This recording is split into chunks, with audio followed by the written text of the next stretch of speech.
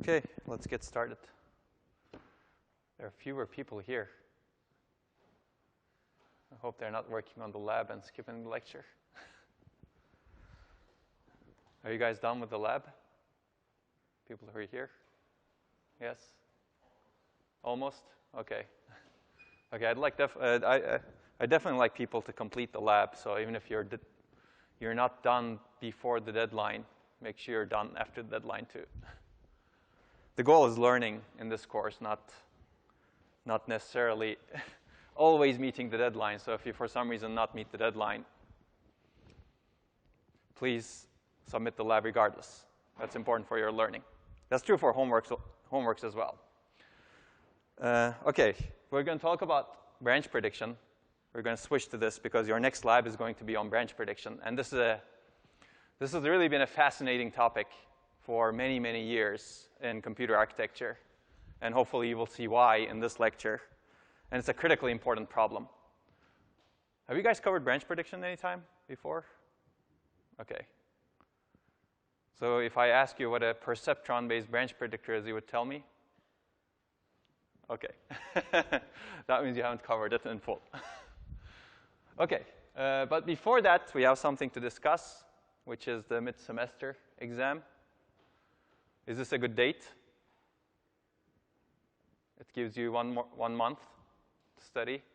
It's not going to, so we'll discuss what will be covered exactly, but I won't cover everything until November 30th. So we'll give you some slack so that you don't need to know things that are covered the day before the exam or the week before the exam. But the format will be, it's going to be in class. The questions will be similar to some of the homework questions. Some of them are very, very tedious, so you're not going to expect such tedious questions, but some of the questions will be similar. And we'll give you a sample exam beforehand as well. Okay, we can discuss about this later. Everybody happy with the date? Okay, you can shout if you're not happy. Waiting for 3 seconds. No shouts. Okay. Okay, so this is what we covered last week. Unfortunately, I was not here. I was at the micro conference where we presented some of the papers that you're reading. Actually, the Ambit paper was presented at the micro conference, for example. But we covered another exciting topic in computer architecture, which is SIMD processing, array processors, vector processors, SIMD extensions, as well as graphics processing units. And Juan talked about graphics programming. Yes?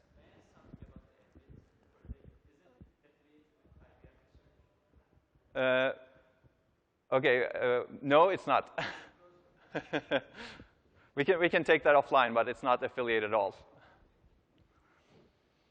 It's independently developed for many years. Okay, so, and we talked about GPU architecture and programming. And hopefully this is useful. We may get back to GPUs later on in this lecture. And hopefully you've seen the power of GPUs. We're going to switch to something that's critical, including GPUs, which is the control problem, right? Control dependence handling problem. And we've covered this within the context of GPUs in terms of branch divergence, if you remember, right? You have the branch divergence problem in a GPU. If you have 32 threads in a warp, and if one of them, for example, if all of them are doing a branch, and if one of them, if one of them is taken, and all of them are not taken, then you first need to execute the taken path and then the not taken path, right? That's basically the branch divergence problem. And when you execute the taken path, you actually lose a lot of efficiency in terms of single instruction, multiple data execution, right? Because only one of the threads in the 32-thread warp is doing useful work. Everything else is useless. And when you execute the not taken path, 31 out of the 32 are doing useful work. So branches actually cause significant underutilization or inefficiency in SIMD machines also. And actually, the way that I just described, the way GPUs handle this problem is actually by predication. They execute one path first, and then the other path next. Except they execute different threads in each path, because a thread doesn't do both taken path and not taken path for its branch. OK, you've seen that before. But we're going to look at other methods of control dependence handling as well. We're going to mainly focus on branch prediction today. And if we have time, we'll start on the other methods of control dependence handling. But these are some required readings for you. The first one is actually a beautiful technical report, which was never published as a paper. But that's the first paper that introduced hybrid branch prediction. And the second one, as you can see over here, it's the first paper that introduced two-level branch prediction. For those of you who've taken branch prediction, do you know what two-level branch prediction is? OK, that's good. Then this lecture will be useful. But this paper introduced the two-level branch prediction idea, which is basically taking into account multiple levels of history in predicting branches. And as you can see, it won the Test of Time Award after 24 years. Not only that, it was implemented in, it is implemented in almost all processors today. OK, these are some recommended readings just to put things into context. I don't expect you to read all of these, but if you're interested, this talks about the microarchitecture of superscalar processors and puts branch prediction into context. And I will reference this paper multiple times in this lecture and tomorrow's lecture. This is the Alpha 21264 microprocessor, which actually is the first processor that used a hybrid branch predictor in its fetch engine, and a bunch of other ideas that we will discuss as well. So this is a beautiful paper, actually. It's a very dense paper, but it's a paper written about the inner workings of a microarchitecture that was designed in around 1995, and it was the fastest of its time. OK, so let's jump into control-dependent handling. So what are we talking about? Basically, the key question is what should be the next program counter or next instruction pointer in the next cycle in the fetch stage? That's the key question. You know the current program counter. What should be the next one, right, whenever you're fetching? Well, the answer is obvious. It should be the address of the next instruction to be executed. And all instructions are control-dependent on the previous ones. Why? Because implicitly in a sequential control flow machine, the address of the instruction, next instruction, is dependent on the previous instruction. If you don't have a control flow instruction, if the current instruction is not a control flow instruction, the address of the next instruction is the next sequential instruction. Basically, the program counter of the current instruction plus the size of the current instruction. If the size is constant, then the address of the next instruction is easy to compute. That's basically PC plus 4, for example, if the size is 4 bytes. If the size is 8 bytes, it's PC plus 8. If the size is not constant, now you already have a problem. Even though you may not have a control flow instruction, you don't know the address of the next instruction because the next instruction address is dependent on the size of the current instruction. So you haven't even decoded the instruction yet. How do you know the size of the next size of the current instruction? So even without control flow, we have a problem with control dependence because you may have variable size instructions, right? So that gives you the problem to begin with. Of course, this matters only in a pipeline machine, right? Because you need to move the instruction to the decode stage, and then what do you fetch next?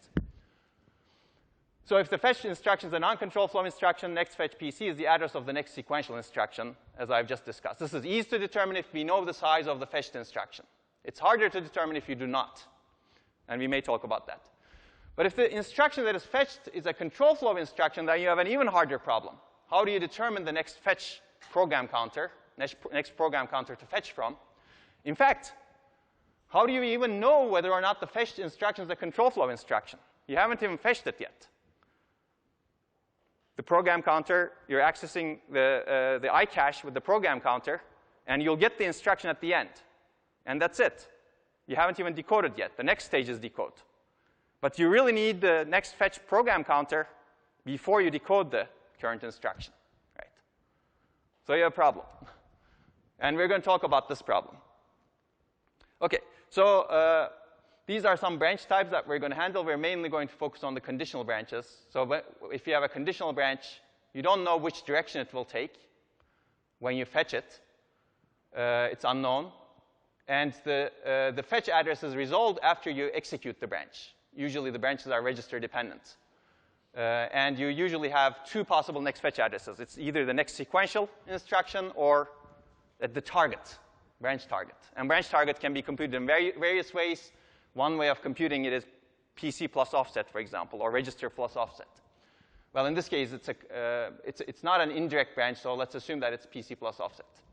But the condition may be register dependent. Condition may be dependent on checking a register value. For example, if register 1 is equal to register 2, branch to this target. Otherwise, you fall through, right? There are a bunch of other branches, unconditional branches, calls, returns, and indirect branches. They're always taken. So you don't need to predict the direction.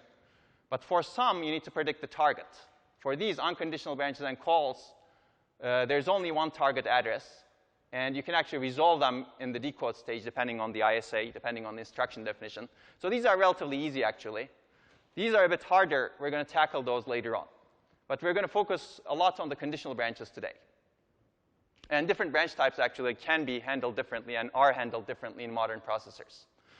So OK, how do we handle control dependencies? It's critical to keep the pipeline full with correct sequence of dynamic instructions. That's the problem that we're having. And if the instruction is a control flow instruction, there are a bunch of potential solutions we have. One is stalling the pipeline until we know the next fetch address, and we're going to dismiss the solution very quickly. Because if you stall the pipeline, every time you don't know the fetch address, you're going to lose a lot of efficiency in the pipeline. You're not going to keep the pipeline full. We're going to talk a lot about this one today. Guess the next fetch address. Whenever you're fetching the current instruction, you're going to guess what you should fetch next in the next cycle. This we're going to delay for after we talk about branch prediction, but you can actually employ delayed branching. You can say this branch takes effect after n cycles. And the next n cycles, I'm going to execute the next sequential instructions. Right. You can do something else. GPUs do this, actually. GPUs employ fine-grained multi-threading. They do something else. You can switch to some other thread to execute when you get to a branch in this thread. Or you could always be switching between threads every cycle, such that you never have this problem of predicting what instruction you should really fetch into the pipeline. That's a nice solution, actually. You can eliminate the control flow instructions. This is called predicated execution. Try to get rid of the problem. This gets rid of the control flow problem, but this doesn't get rid of the next fetch address problem. And next fetch address problem, always remember that if you have a variable-sized instruction set architecture, you have the next fetch address problem. So you need to know, you need to decode the instruction. But people have proposed solutions to that also. And we may talk about that later on. And the last thing is fetch from both possible paths. So if you come to a fork, take both paths and start fetching from both paths, and eventually decide which one is correct and throw the incorrect path. OK. Let's look at the stall the pipeline solution so that we can quickly dismiss it. Basically, should we stall fetch until next PC is known? Is it a good idea? And I'm not going to talk about control flow instructions over here. I'm going to look at non-control flow or unconditional branch instructions. Let's say that's the instruction you're fetching. The next instruction's address is determined after you decode this instruction over here.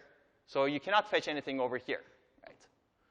Once you determine the address of the next instruction, then you can actually fetch the next instruction. So you have a bubble over here. So basically, your pipeline efficiency goes to 50%. Right? Instead of fetching one instruction per cycle, you're fetching 0.5 instructions per cycle, or one instruction every other cycle.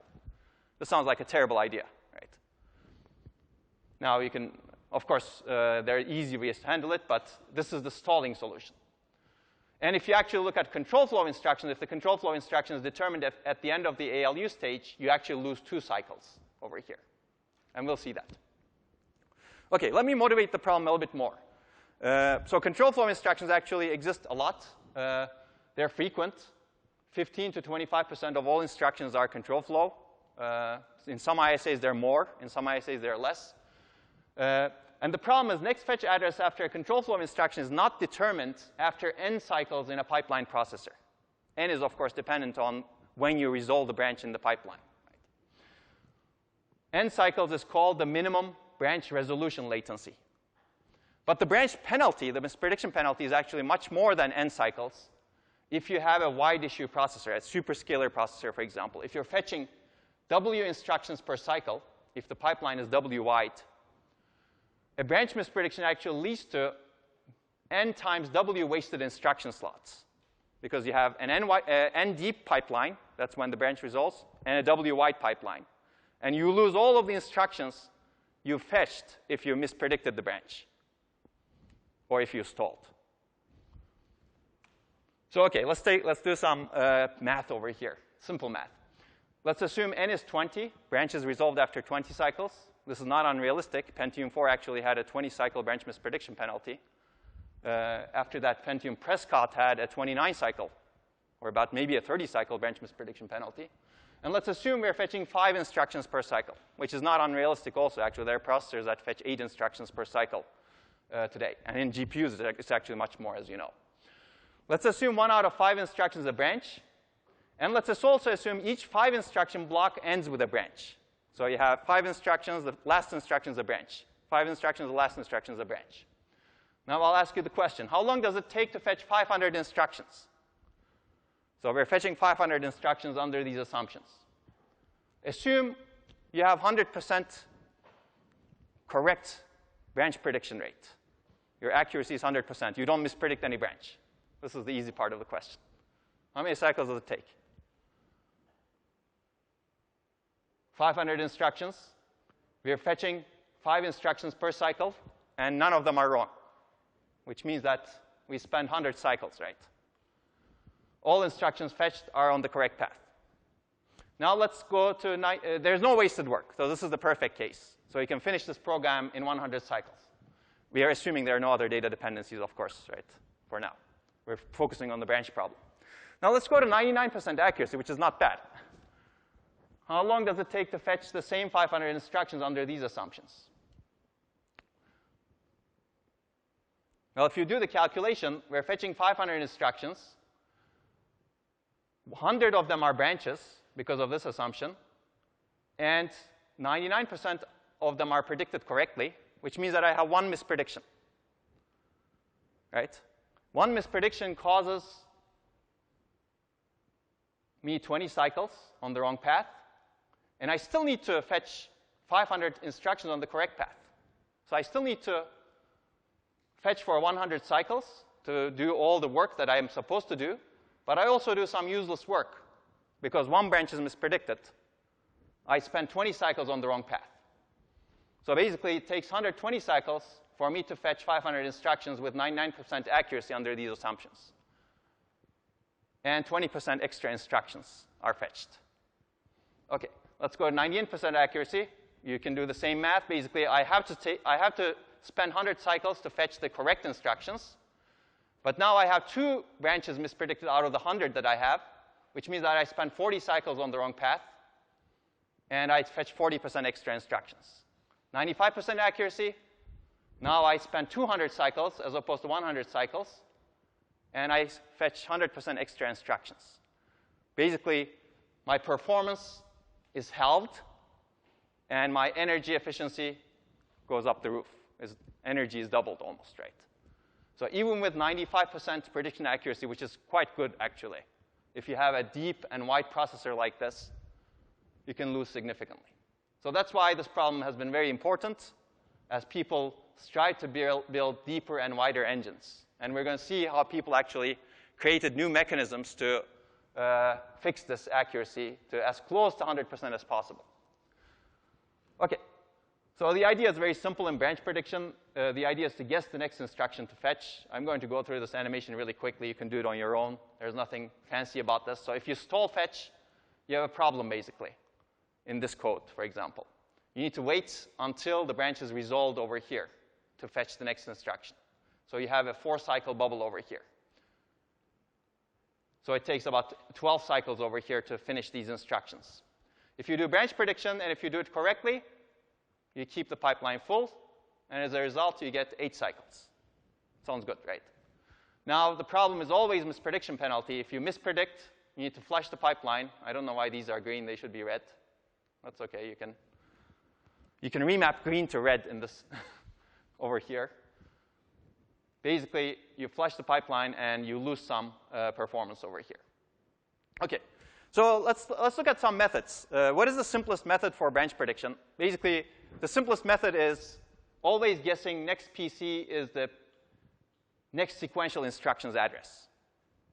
Now, we're going to assume that instructions are not variable size here. We can tackle that later on. Basically, always predict the next sequential instruction is the next instruction to be executed. Basically, this is a form of next fetch address prediction and also branch prediction. You're implicitly assuming that the branch is not going to be taken. Right? You're not going to go to the target. You're going to fall through to the next sequential instruction. Now, this is nice because this is the same as what you would do to keep the pipeline full if there were no branches. So you really don't add any logic except for squashing logic if you have a misprediction. That sounds good, right? Basically, this is good if your code is, if you're always executing sequential code, which means that you can actually be smart about how you make this more effective. If you know this is the branch prediction mechanism in your processor, you can say, you can try to maximize the chances that the next sequential instruction is the next instruction to be executed. You could do this at the software layer. We'll talk about that later on, actually. You can lay out the control flow graph such that the likely next instruction is on the not taken path of a branch. Makes sense, right? How do you figure out what's the likely next instruction? Well, someone needs to do that, and we're going to talk about that. For example, the compiler can profile the code and say, for representative input sets, the likely path of this branch is this way. Let's assume that initially it was the target. And it's going to say, I'm going to lay out the code such that this next instruction is the next sequential instruction that comes after the branch. This is actually employed in many modern compilers. GCC does this. It was originally proposed by Pettis and Hansen in PLDI 1990. It's called profile-guided code positioning. Very simple idea. So this sounds nice. Well, I've already said that. How do you do that in hardware? Well, in this course, you can do everything anywhere, actually. Anything the software can do, the hardware can also do. And anything the hardware can do, the software can also do. Of course, you need to have some basic hardware. And we're going to talk about this also. So hardware can actually do this layout internally as well, such that the next sequential instruction is the likely path that will follow the branch. And this is the idea of a trace cache. You can cache the traces of executed instructions dynamically. And we're going to get back to it later in this lecture. And this has been employed in modern processors like Pentium 4. OK, so even the simplest guess can be made more effective if you're actually intelligent about what you're doing with your code. OK, how else can you make this more effective? We're going to talk about some other things later on. Well, one is you can get rid of control flow instructions, right? If you're always guessing next PC is PC plus 4, getting rid of control flow instructions is a good idea.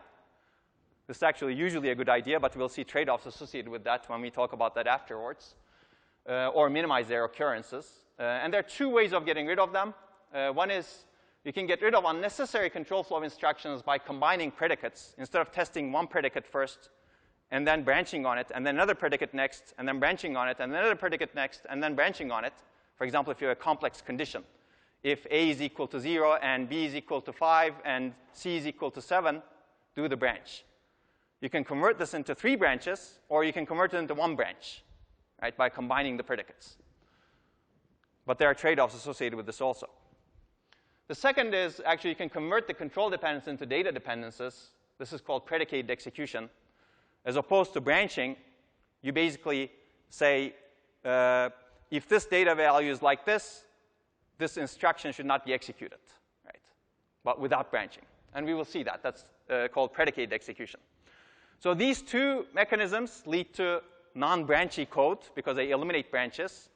As a result, it makes this nice, this prediction form nice, because you have always the next sequential instruction as the next instruction. But they also have come with some disadvantages, and we will talk about that later.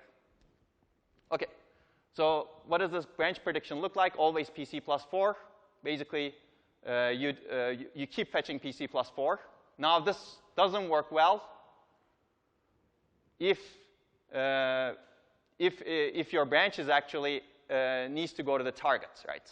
So you keep basically in the next first cycle you fetch from PC, the next cycle you fetch from PC plus 4, the next cycle PC plus 8, and you resolve the branch at this moment. Branch condition and target are evaluated in this pipeline. So you really need to go to the target in the next stage, and you need to flush the instructions that you've fetched in between, because you've fetched from the wrong path. So you need logic to actually flush those instructions. Makes sense? And these are called wrong path instructions. OK, killed, flushed. So basically, if you have mispredictions, you lose efficiency in your pipeline because of these flushes. OK, that should be simple. So let's do some performance analysis in a toy pipeline. Let's assume with a correct guess we have no penalty. By the way, that's not always true because you need to have the target address as well. In some processors, you have penalty even with a correct guess. IBM Power 4 is an example. We'll talk about that later. But ideally, you don't want any penalty. You want to say, if I correctly guess the target address, I don't have any penalty. My pipeline is kept full. And if we have an incorrect guess, we have two bubbles, like in this case. Two bubbles. This is called bubbles or flushed instructions. And let's assume we're correctly guessing 86% of the time, low branch prediction accuracy. Assume no data dependency related stalls, 20% control flow instructions, and 70% of the control flow instructions are taken. That leads to the 86% of the time correct guessing, actually. Your CPI in a single wide issue pipeline looks like this. Basically, you need to execute every instruction, so you need to spend 1 cycle per instruction. And this is the overhead because of branch mispredictions. 20% are control flow instructions. 70% of them are wrong because they're taken. And you basically have a bubble of two-cycle penalty for all of this. As a result, your CPI goes to cycles per instruction goes to 1.28, even with a single issue pipeline.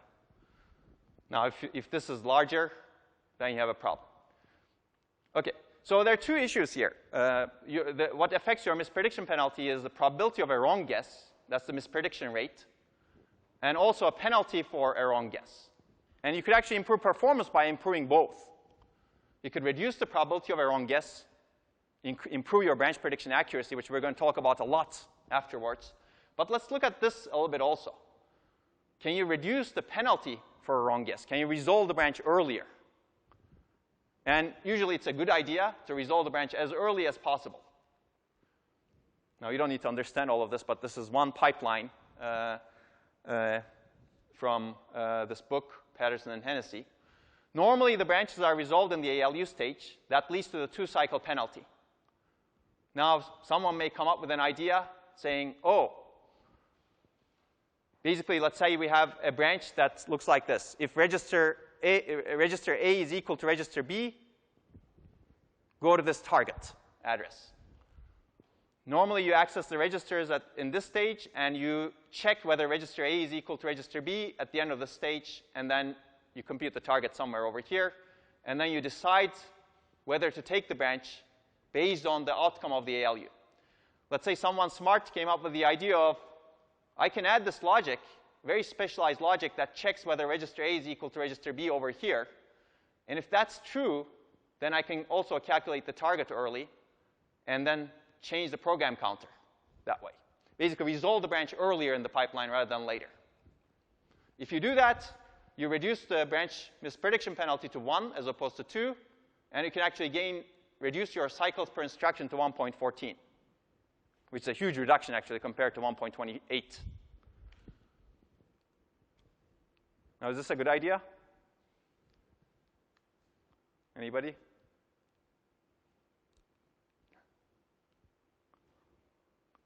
Like many answers in this course, the answer is it depends.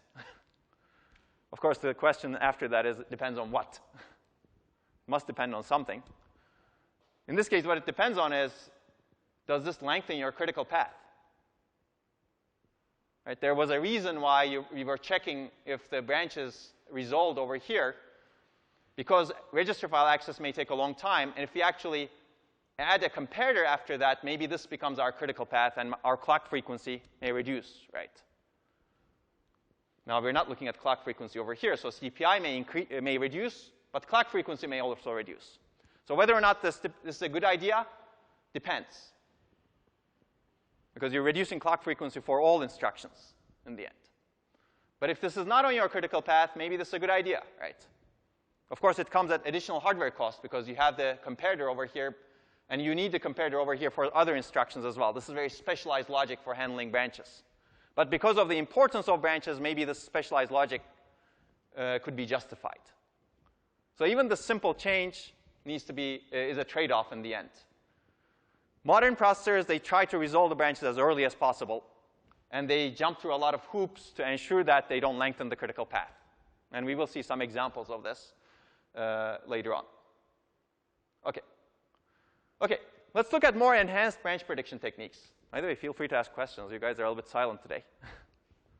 I thought everybody would say, let's increase your critical path. What the heck are you doing with the pipeline, right? Okay, here you guys are still waking up. Or maybe you expected me to be presenting on the video, not in real life. So this may be a shock. Okay, so let's go into a little bit more detail in this.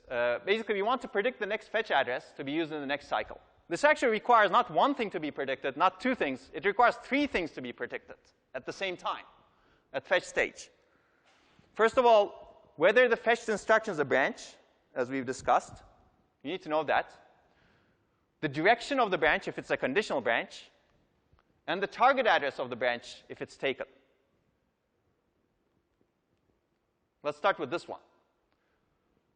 So you're fetching the instruction. You don't even know what the instruction is. You haven't even decoded it. How do you figure out the target address? Let's assume target address is computed as the program counter plus some offset. Offset comes from the instruction itself. You haven't even fetched the instruction, right? So that's the problem. Whether the fetched instruction is a branch, again, you haven't even decoded the instruction. You don't know. So the observation is that target address of a branch remains the same across dynamic instances. This is true for a conditional direct branch. If you have an indirect branch, we'll tackle that later on. That's the observation. So a branch's program counter doesn't change. The offset inside the instruction doesn't change. So that PC plus offset remains always the same for a conditional direct branch, which means that you can memorize it. You can store the target address from previous instance of the branch and access it with the program counter. You can basically cache the target addresses that you've seen in the past. And that's unique for a branch. This is called a branch target buffer, or branch target address cache from IBM terminology. And that's employed at the beginning while you're fetching the instruction. So let's take a look at this. So now we're going to add stuff to the fetch stage.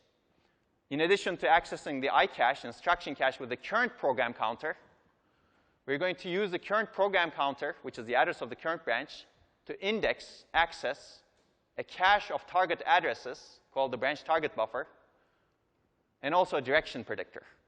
Direction predictor will tell us whether it's going to be taken or not taken, and the cache of target addresses will tell us the target address if we've seen this branch before. If we've seen this branch before, we've seen the program counter and we've computed the target address and we store it into this branch target buffer. And if we have a hit in this cache, it also tells us that, oh, it's a branch, because we recorded a target address inside here. So branch target buffer serves two purposes. It caches the target addresses, and it also indicates that, oh, we have a branch here. You could actually put the type of branch over here also to do a more specialized prediction. So now at the beginning of the fetch stage, you have this information while you're fetching the current branch. And you also index this direction predictor, which we're going to talk a lot about. And this direction predictor will tell us taken or not taken. If it's taken, and if we have a branch at hand, then the next fetch address will be the target address coming from the BTB. Otherwise, the next fetch address will be PC plus instruction size. And if the instruction size is 4, then this is really easy. So that's the fetch stage of a modern processor, very simplified. The difficulty is this direction predictor over here for conditional branches. Okay, so let's look at more sophisticated branch direction prediction. And we're going to see some examples of this. So we don't use the program counter. We're going to see the program counters. But we're going to look at also something called global branch history, which direction earlier branches went. And we may XOR it with the program counter to get some context. And this turns out this is a more accurate direction predictor. And we will see why. OK, let's go back to these three things that are to be predicted at the fetch stage: whether the fetch instruction is a branch, conditional branch direction, and the branch target address. As we said, third can be accomplished using a BTB. You remember the target address computed last time the branch was executed. So that's simple. The first can be accomplished using a BTB also. If the BTB provides a target address for the program counter, then it must be a branch. You make that explicit choice. Or you can store branch metadata bits in the instruction cache or memory. This is a form of BTB, actually. There are many processors that store this information in the instruction cache. Or they predecode instructions. So AMD K5, for example, is a processor that predecoded instruction. When you were fetching the instruction from memory into the instruction cache, you have some decoding logic that does some predecoding that figures out which instructions are branches and the sizes of the instructions. Now you can imagine that that can help a lot with the branch prediction problem, right? The second question is the hardest part, perhaps. How do we predict the direction? So we're going to examine a bunch of different prediction mechanisms. This is the simplest version of it. We're going to look at compile time first, simple static mechanisms, and then we're going to motivate why dynamic mechanisms are better. And we're going to make things more and more complicated, because they are in existing processors, actually. OK, let's look at the static compile time mechanisms. Basically, these are mechanisms that do not take into account dynamic or runtime changes in branch behavior. So one is always not taken. This is exactly what we've discussed so far. PC equals PC plus 4. It's simple to implement. There's actually no need for a BTB in this case and no direction prediction, right? But the problem is this is low accuracy for conditional branches. It turns out most conditional branches are taken. And you can imagine why, right? If you have very frequently executed loops, for example, a loop with iteration count of 10,000, those branches, loop branches, are usually taken, right? Actually, if your iteration count is 10,000, you take the branch 10,000 times, and you don't take it one time, right? That's one of the reasons why we have low accuracy for always not taken prediction. And remember, a compiler can lay out code such that the likely path is the not taken path. This leads to more effective prediction. So you can actually try to make this better. Always taken, it turns out, is nice because there's no direction prediction again. And it leads to better accuracy for conditional branches. As we've discussed, backward branches, loop branches are usually taken. And a backward branch is a branch that has a target address that's lower than the branch PC. It goes backward in the sequential instruction stream. I have to define it. So if people have figured out, because of this behavior, you could actually implement a simple mechanism that is like this. If the branch is backward, if its target address is smaller than the program counter of the branch, then you predict it as taken. If the branch is forward, if its target address is larger than the program counter of the branch, then you predict it as not taken, because of this property, basically. Backward branches tend to be loop branches, so you want to predict them as taken. Other branches, you want to predict them as not taken. That's the idea. And it turns out this has better accuracy than either of these. And this is, again, a simple prediction mechanism, right? OK, let's make this a little bit more complicated, because now these do not adapt to different branches, right? They're basically sweeping predictions for all branches. But different branches may have different behavior. And we can take advantage of that. And one way of taking advantage of it is by profiling the code and figuring out which branches go which way. And the idea is compiler determines the likely direction for each branch using a profile run with a representative input set, let's say. And it encodes that direction as a hint bit in the branch instruction format. One bit saying this branch is going to be likely taken or likely not taken, right? Now, the nice thing about this is per branch prediction. Now you can distinguish between branches, right? And it turns out it's more accurate than the schemes in the previous slide. But it's accurate if the profile is representative. If the input set during runtime is similar in terms of this characteristic, in terms of the direction the branches take, compared to the input set that you profiled the code with and determined those directions with. Now, this is a problem. How does the compiler figure out what input, if the input set is representative? Usually, the programmer supplies these, or you can learn over time. But this is actually not an easy problem in compilation. So that's one downside over here. And the second downside, now it requires hint bits in the branch instruction format. You need to modify the instruction format such that you can add this hint bit. It turns out most ISAs already have this hint bit to make life easier. OK. And the accuracy depends on dynamic branch behavior. This may be better in some cases than the previous one. But for example, in this case, if your dynamic branch behavior looks like this, these are This is basically, if you look at a particular branch, it's taken 10 times and it's not taken 10 more times. You get 50% accuracy because you can only encode a single likely direction, right? In this case, again, it's taken, not taken, taken, not taken, taken, not taken. Again, you get 50% accuracy, regardless of whatever you encode, right?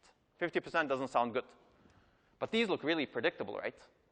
If you actually adapted to the behavior of the branch during runtime, you could actually do much better, and we will see that. And as we've discussed, the accuracy of this profile-based mechanism depends on the representativeness of the profile input set. Okay, so this is not the only way. Profiling is one option that can be done at compile time or programming time. But you can also do other stuff. And this is actually a beautiful paper by Tom Ball and Jim Laris that says branch prediction for free. That was published in PLDI 1993. And it's for free in the sense that there is no hardware cost for it. And the idea is to make branch prediction more program-based, analyze the program, and develop heuristics to predict the branches. That's what I said, basically. And determine a statically predicted direction. So one example. They figured out by analyzing the programs that if you have a branch that's testing less than or equal to 0, predict that as not taken. Well, one of the reasons is negative integers are used as error values in many programs. So if you have this sort of branch, automatically predicting as not taken is a good idea because you're not going to take that branch most of the time because you're testing an error value.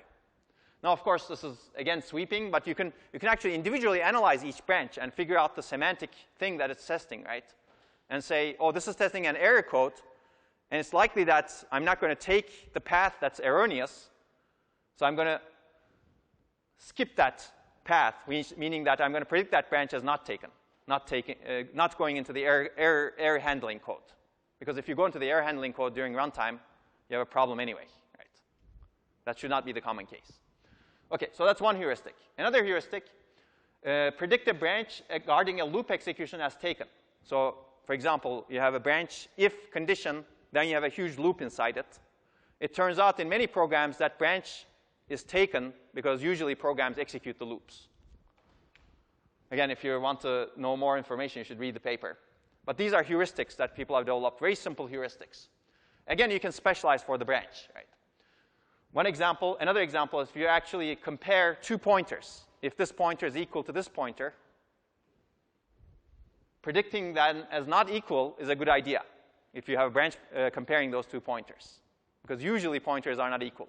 Or usually two FP values, floating point values, are not equal. And you can, again, specialize this for linked list traversal, right?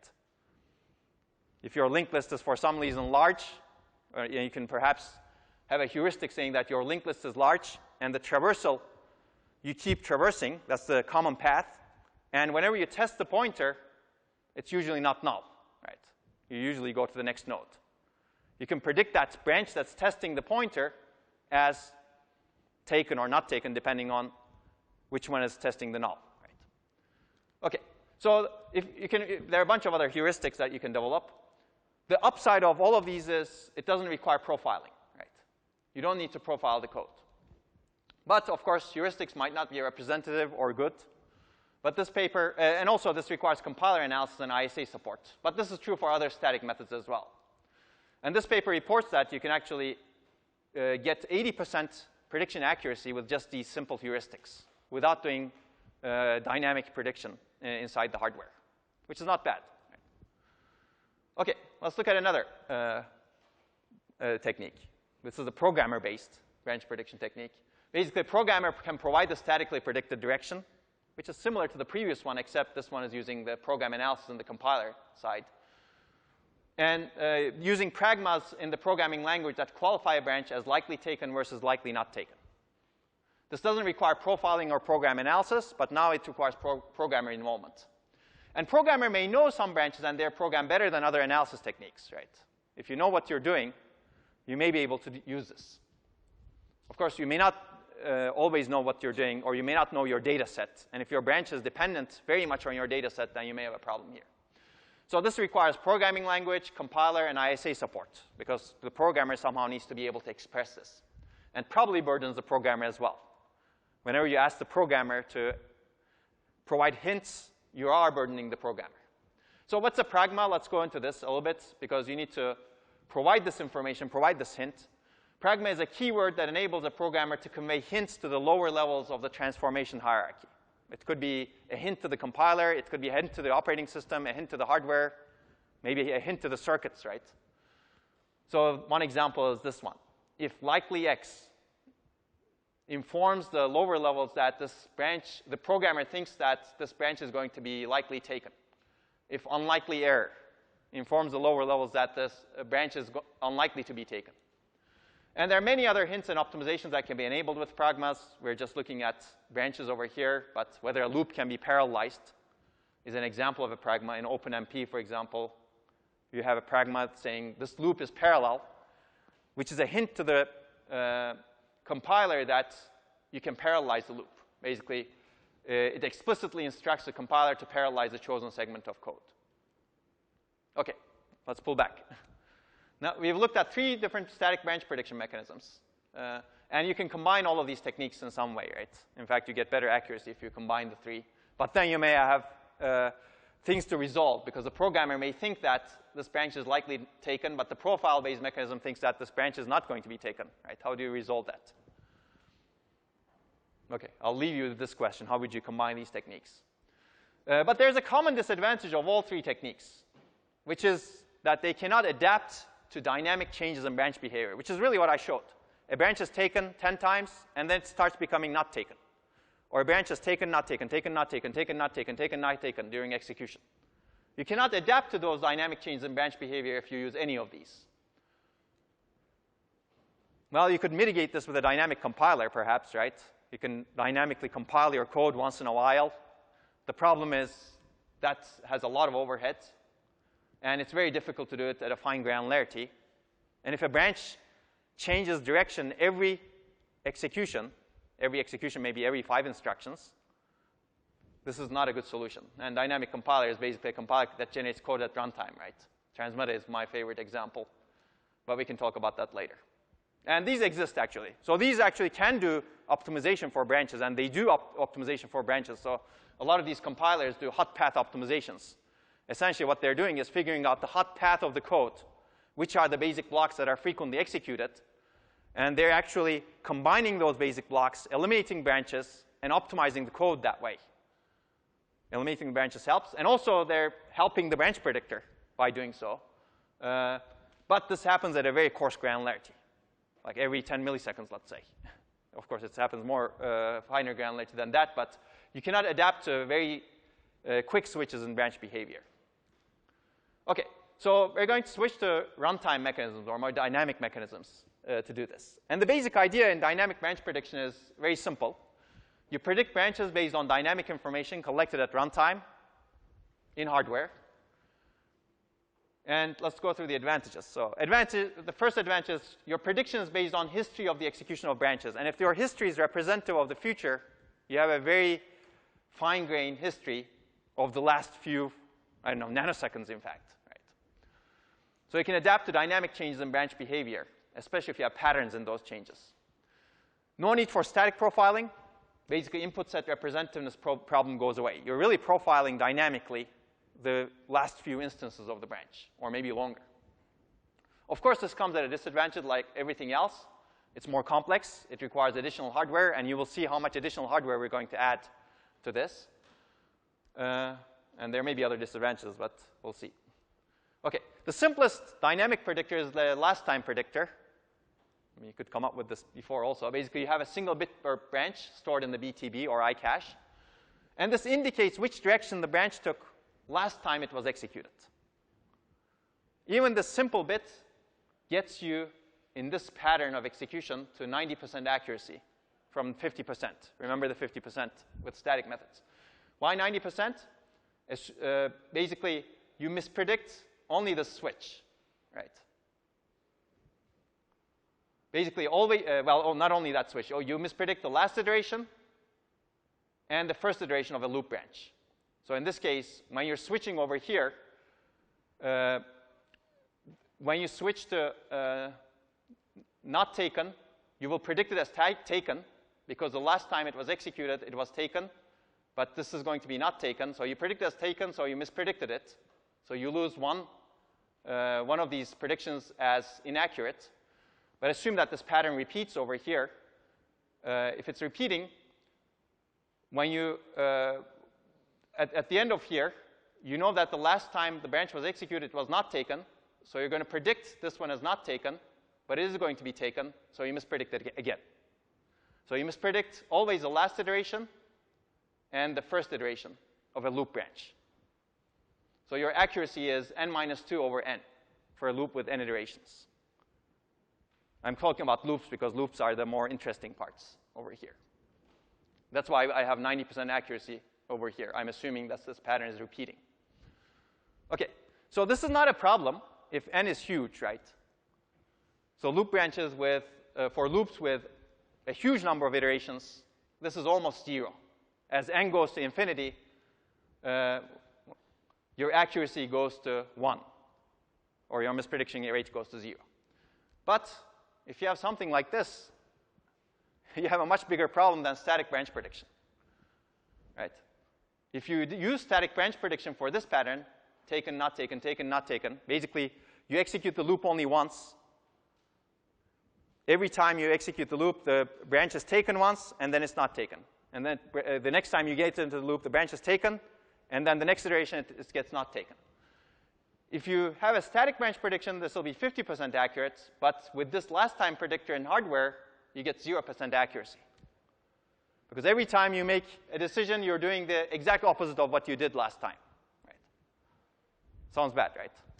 The good thing is we have a solution to this, but I'll tell you about the solution after we implement this. So how do you actually implement this last time predictor? Basically, this is our BTB, branch target buffer. And it's a cache, so we're actually indexing the BTB, and we have a tag store over here. Basically, we associate a single bit per branch, saying that's the direction that the branch took last time. And we update that after the branch is executed. So it's very simple, actually. You need to have one entry, 1 bit per branch. This is called a branch history table. Later, we'll generalize that as a pattern history table. So don't forget this. It's basically 1 bit per branch. OK? And the entry is updated with the correct outcome after each execution of the branch. OK, so what is that entry? It's 1 bit, so it's really a state machine. You assign predicted not taken for, let's say, 0, and predict taken for, let's say, value 1. And if the branch is actually taken, you stay in the state. If the branch is actually not taken in the last execution, you change to 0. If the branch is actually not taken, you stay in the state. And if the branch is actually taken, you go into the state. So this is a simple 1-bit state machine. We're going to make that larger later. OK, so we saw the problem. You get 0% accuracy with this alternating taken, not taken pattern. How do we fix it? Basically, the problem is a last time predictor changes its prediction from taken to not taken, or not taken to taken too quickly because of the state machine. We don't want that necessarily. And that's a problem with not only taken, not taken, but also taken, taken, not taken, taken, taken, not taken, or not taken, not taken, taken, right? All of these patterns that have very short round lengths in terms of not taken or takens. So even though the branch may be mostly not taken or mostly taken. So the idea is very simple. This is actually employed in many, many engineering solutions. The idea is to add hysteresis to the predictor so that it doesn't quickly change its mind. It has to see the new outcome multiple times before it changes its mind. It changes its guess. Does that make sense? So for example, thermostats have hysteresis, right? When you actually are heating or cooling a room, you don't have a single point where you change between cooling and heating, right? If you do that, you would be you would keep switching between them and heating and cooling all the time. You really have a window where you don't change, where you see and you figure out whether the temperature is falling or rising, and you make your decision if the temperature is falling for a while. Right? That's the same problem over here. You don't quickly change your prediction just by seeing a single opposing outcome. You wait for a while, and after that wait, you change your mind if the things are changing in the same direction. OK, basically the idea in this case, in hardware, you implement this by using 2 bits to track the history of predictions for a branch instead of a single bit. And this is, you can have 2 states for taken or not taken instead of 1 state for each in this case. And this was proposed in this seminal paper by Jim Smith in ISCA 1981. And until his 2-level branch predictors were developed, this was the state of the art for about 10 years or so. And let's take a look at this. Basically, this is called a 2-bit counter-based prediction. Each branch has 2-bit counters, a 2-bit counter associated with it. And 1 more bit provides hysteresis. A strong prediction does not change with 1 single different outcome in this case. You need to see the different outcome twice to change your mind. And if you can actually generalize this to m-bit counters, right? If you have 3-bit counters, you need to change the different see the different outcome.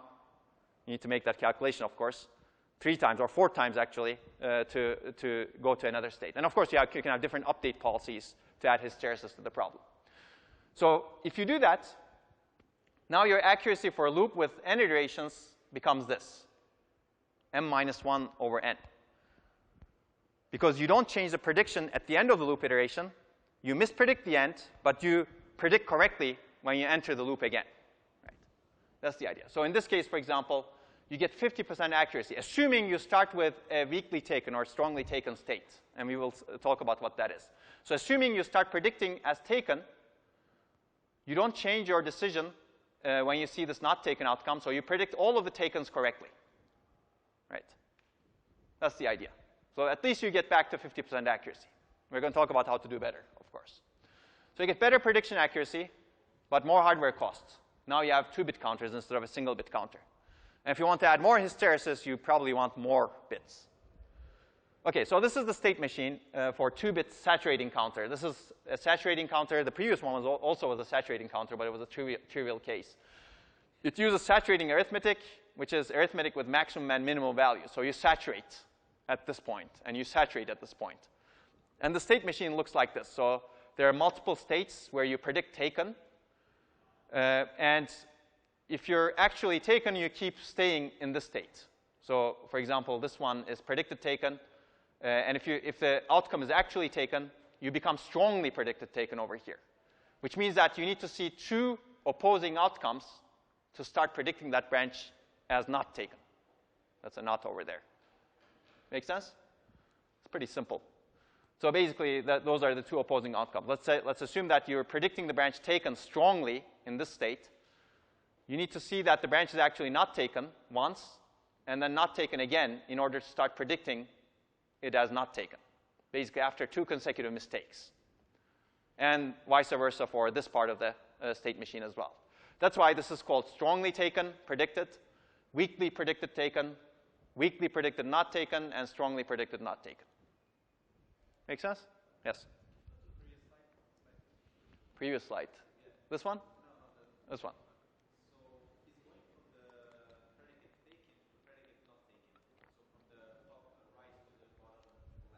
This one.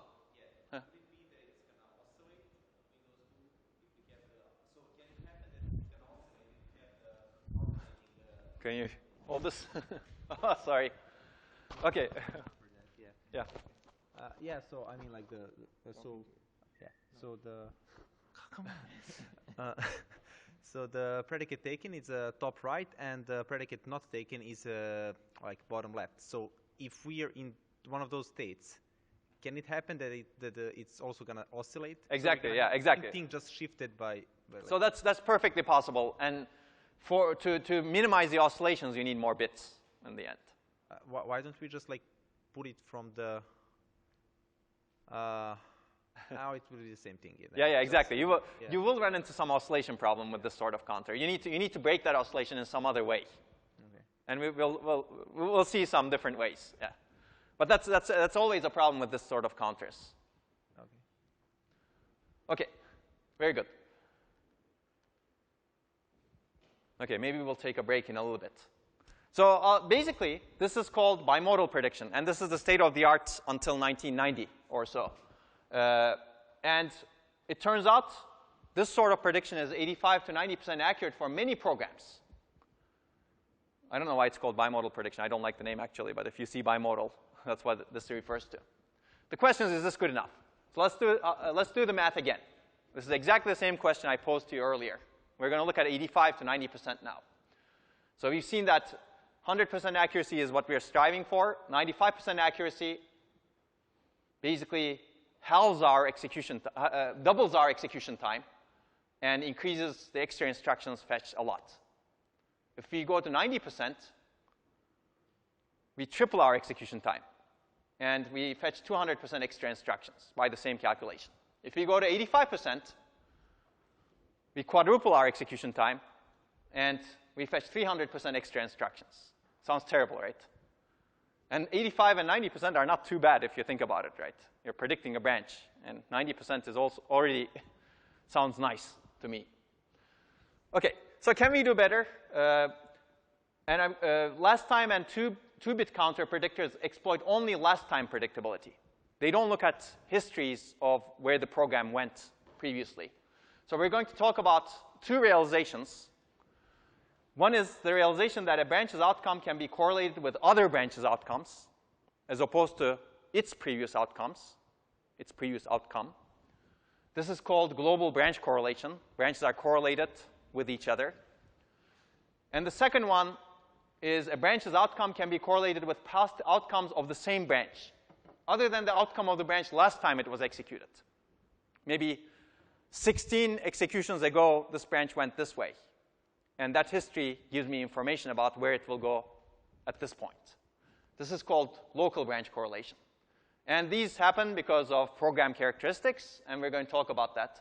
And this was introduced for the first time in this paper, which you're going to read. That's the Test of Time Award paper. But I think before we continue, we should probably take a 6-minute break right now. And then we can go into these exciting topics. Okay. Okay, let's continue. By the way, do you guys like the other room better than this one? The new one that we're scheduled at? No, nope. You like this one better? Okay. The reason we moved to that one is because of some recording issues over here. But some of the lectures we will have over here. And you will let everyone know, I assume, like which lectures we'll have here. I find it hard to lecture in this room because I'm always looking that way. The Thursday room I like better, and also the equipment over there is much better. But we'll see. Okay, so just to refresh your memory very quickly, we're trying to improve upon the last time and two-bit counter predictors because they exploit only last time predictability. Now, last time is not just last time. If you're looking at two-bit counters, you're really looking at a little bit more history than just the last execution, right? You're looking at last two executions, actually. But it's still not long. And they definitely don't exploit the global branch correlation, correlation across branches, and correlation within the same branch across long number of instances. So let's take a look at the first one. The first realization is very interesting because it observes that recently executed branch outcomes in the execution path are correlated with the outcome of the next branch. And these may be different branches. One example is this. You have a branch that tests condition 1, and you do something based on that. And then another branch that tests condition 1 and condition 2, and you do something based on that. Clearly, these branches are correlated, right? If the first one is not taken, the second one is definitely not taken. With last time prediction, we're not exploiting that. Another one. If condition 1 is true, then we set A equal to 2. And then there's another branch that tests if A is equal to 0. Clearly, if the first branch is taken, the second is definitely not taken. And if you do not keep the history of this branch, it's not easy to predict this branch. But if you know the history of where this branch went, in many cases, it may be easy to predict this branch. That's the idea. Let's look at another one. Well, it's similar to the first one, but if this branch tests condition 1, this branch tests condition 2, and this branch tests both of those conditions. If y and z, the first two branches, are both taken, then x is also taken. If y or z is not taken, then x is also not taken. Right? Clearly, there is correlation across branches in the program path, across history. I'll give you another example. This is actually a very famous example that killed a lot of processors. This was a benchmark program in Spec 1992, which generated truth table from Boolean expressions. At those times, processors were benchmarked. Spec was very, very important. Today, it's a little bit less important because it didn't really catch up with a lot of the benchmarks, a lot of the real workloads that we have. But basically, this was one of the hardest to predict branches in that suite. And if you look at this, you have B1, B2, and B3. And what it's doing is it's testing, the first B1 is testing AA and setting AA depending on whether that test is true. The second one is testing BB and setting BB depending on whether that test is true. And the last one is checking if AA is not equal to BB. Clearly, there's correlation. If B1 is not taken and B2 is not taken, then B3 is certainly taken in this case. And you can do the calculation. There may be some other correlations as well. And this is real code that's executed for some Boolean optimization in some circuits. And it turned out the prediction accuracy of this program was about 80% before global branch predictors, and it went up to 95% or so with global branch predictors. OK, so basically, global branch predictors capture global branch correlation. The idea is very simple once you've seen this. You associate branch outcomes with global taken, not taken history of all branches. Basically, you keep a history register. Let's say you keep track of 4 last branches. And you keep track of the outcomes of those. Taken, taken, taken, taken. It could be taken, taken, not taken, not taken. And based on that, you index a table.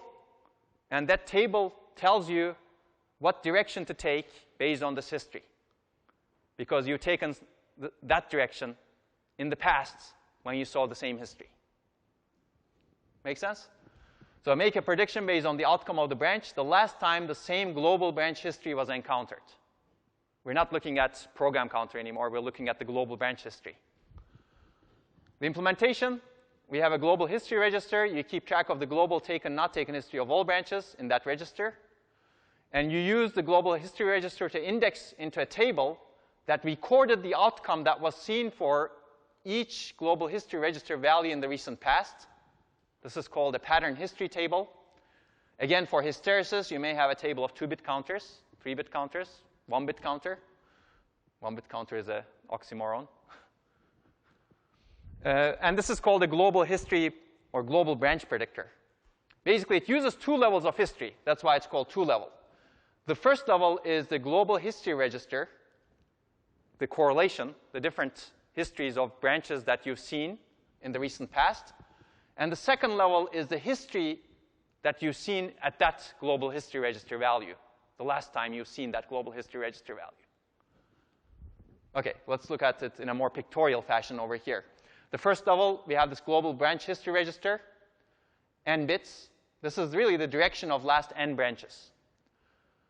And the last one, basically, whenever you make a prediction, you shift in the previous, you shift in that branch's direction. And you keep shifting in, and you keep shifting out the bits. So you always keep track of the last n branches. And you use this global history register to index into a table of saturating counters. And this, when you index it, the entry that you get for this particular history pattern tells you the direction the branch took last time the same history was seen. That's why this is called a pattern history table. It tells you the history at this pattern. If the pattern is 1, 1, 1, 1, all ones, you go here. And the last time you saw all ones in the global branch history, the branch was taken, so you're going to predict it taken. Of course, you can have a 2-bit counter here for hysteresis again, right? So it's very simple. Makes sense, right? Assuming that global branch correlation holds true. OK, let me give you how this works, like why does it work. So this is from the paper that you're required to read. It's a beautiful technical report. But basically, if you look at these 2 loops, this is just to motivate. These are simple loops, static loop bounds. This paper basically goes through the global register value. They call it GR. I call it global history register, at different testing times of the branches. So let me start with this one. Basically, this is the branch that's testing the outer loop. It tests I. And the last 4 branches are the inner loop. They basically test J. And the history of the last 4 branches are taken, taken, taken, not taken, because you can see that you execute this loop 3 times, right? So when you get to this branch, the history you've seen is taken, taken, taken, not taken, if you have a 4-bit history register. And you know that this outer loop is usually taken, right? It's 100 times. Well, you could actually imagine it's 100 million times. Which means that this history should be associated with a pattern history table entry that's usually taken. So you predict it as taken. Now, you predict taken for I. Next history is taken, taken, not taken, taken, because you shift in the prediction. Right. Next history is taken, taken, not taken, taken, which is this one over here. And you know that it's always taken, right? Assuming this is the only code that we're looking at. So next history gives you a taken outcome. Next history gives you also a taken outcome. Next history gives you a not taken outcome. Basically, keep shifting in the predictions that you've done, and those actually correspond to these different instances of the branches you've seen. Make sense? So you're really exploiting global correlation here, especially when you're predicting all of these branches, but especially when you're predicting this branch I over here. Okay? Okay. So this is essentially the predictor that was implemented in Intel Pentium Pro, which is the first out-of-order processor. It was a 2-level global branch predictor. It had a 4-bit global history register, so it was good at capturing what we've seen just now. And it had multiple pattern history tables. So instead of a single pattern history table, it's actually used different pattern history tables for different branches. This is probably a good time to actually switch to this thing, but I'm always afraid to switch to this thing. Can you help me? So this is called the context switch overhead.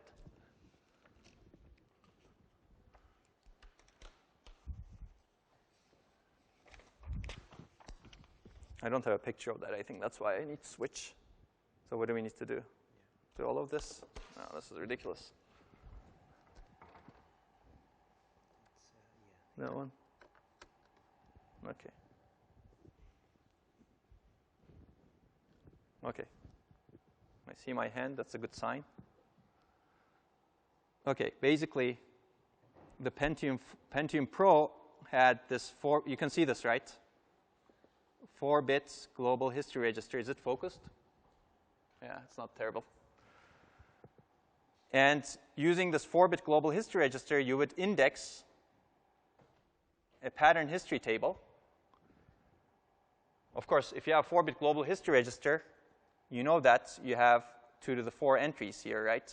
So it's a relatively small predictor, 16 entries, 16 different patterns you can distinguish from. But they also had not just 1 of these, but 4 of these. I believe 4 of these. I don't know if this is on the slide. So you index all of them concurrently, but then you make a choice.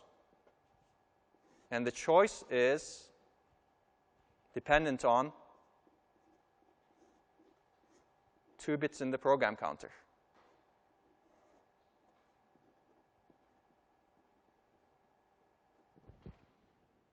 Make sense? So you have more information. You don't just look at the global history, but you look at the global history in combination with the program counter, information from the program counter. So just to ensure that this is pattern history table, these are all pattern history tables. So you add a little bit more information. And it turns out this is a little bit more accurate because different program counters behave differently at different global history register values, different patterns. Okay, I think that's all I want to say. Which means that we got to switch again. If you know how to reduce the switching overhead, that would be nice. Okay, that was not too bad, huh? Okay. Okay, I already said that. Okay, let's do some analysis over here. This is actually very fascinating, I think, because there's a very simple mechanism that works that exploits this global correlation. But people have analyzed this a lot. And this is a beautiful paper that talks about what makes two-level branch predictors work, and analysis of correlation and predictability. A lot of people may think that this is really black art. And toward the end of the lecture, you may think that it's going to become like black art. It's not. But people can analyze this. And this paper analyzed long histories, and they figured out usually only 3 past branches' directions matter for the prediction of the current branch. The problem is it's very difficult to figure out exactly which one without information from the program. So you can, it turns out actually 4-bit histories are not good enough. You need to have really long histories. And we will see that actually existing processors can have 1,000 length histories instead of 4-bit histories. And we will see how that happens later on. Clearly, we're not going to have a table that's the size of 2 to the 1,000. It's not going to happen that way. But only 3 branches significantly influence the direction that this current branch is going to take. And that branch may appear anywhere. I think this paper looked at 256 branches before in the global history register. So it could appear as the branch that was executed 255 branches before, or the branch executed right away. It really depends on the program structure, right? You may be dependent on a branch that's executed after a huge loop, for example, before a huge loop. Right? So that's the difficulty in branch prediction, figuring out what you're correlated with. OK, but the reason it works is because you're correlated with some branches in the past. OK, so how do we improve global predictor accuracy? People have spent a lot of time to improve the accuracy of this. One idea is add more context information to the global branch predictor to take into account which branch is being predicted. One way is what we've seen here, right? You add more context information. You can distinguish between different program counters.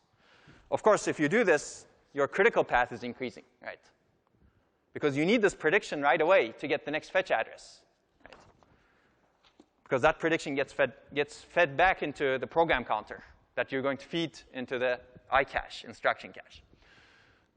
So G-share predictor is another way of adding this information. The idea is basically to hash the global history register with the branch address, which is the program counter over here. It's a basic, simple XOR.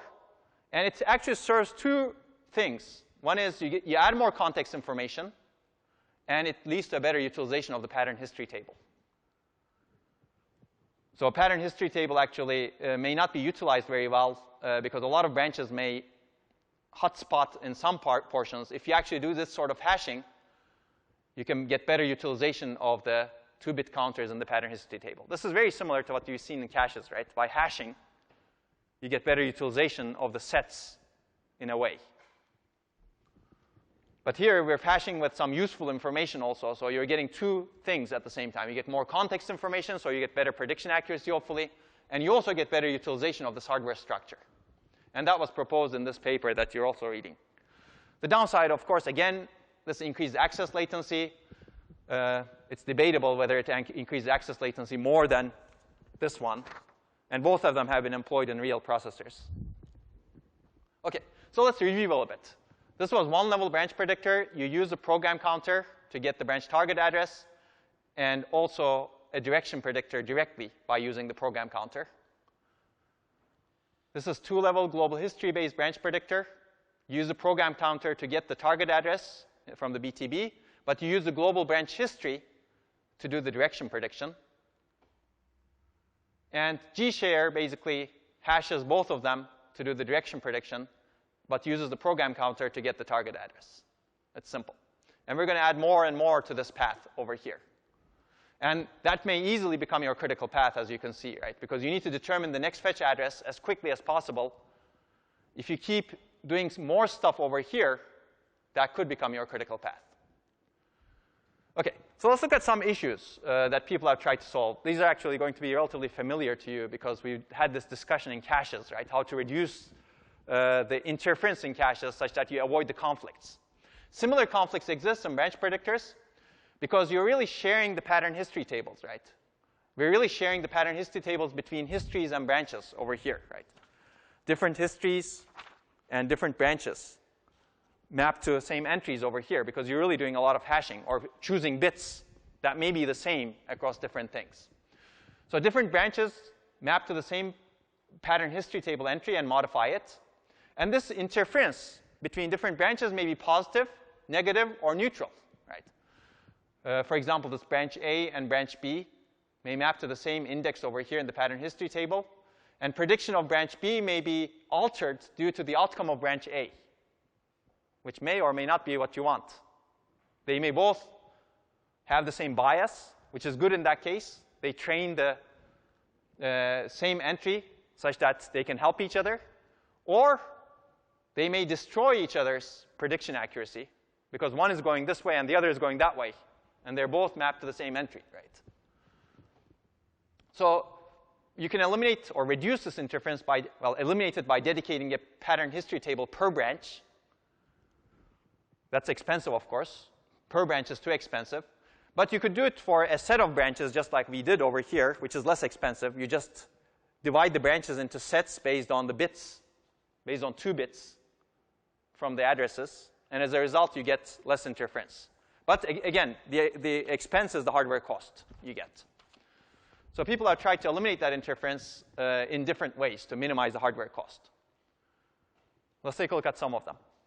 So one is clearly increasing the size of the pattern history table.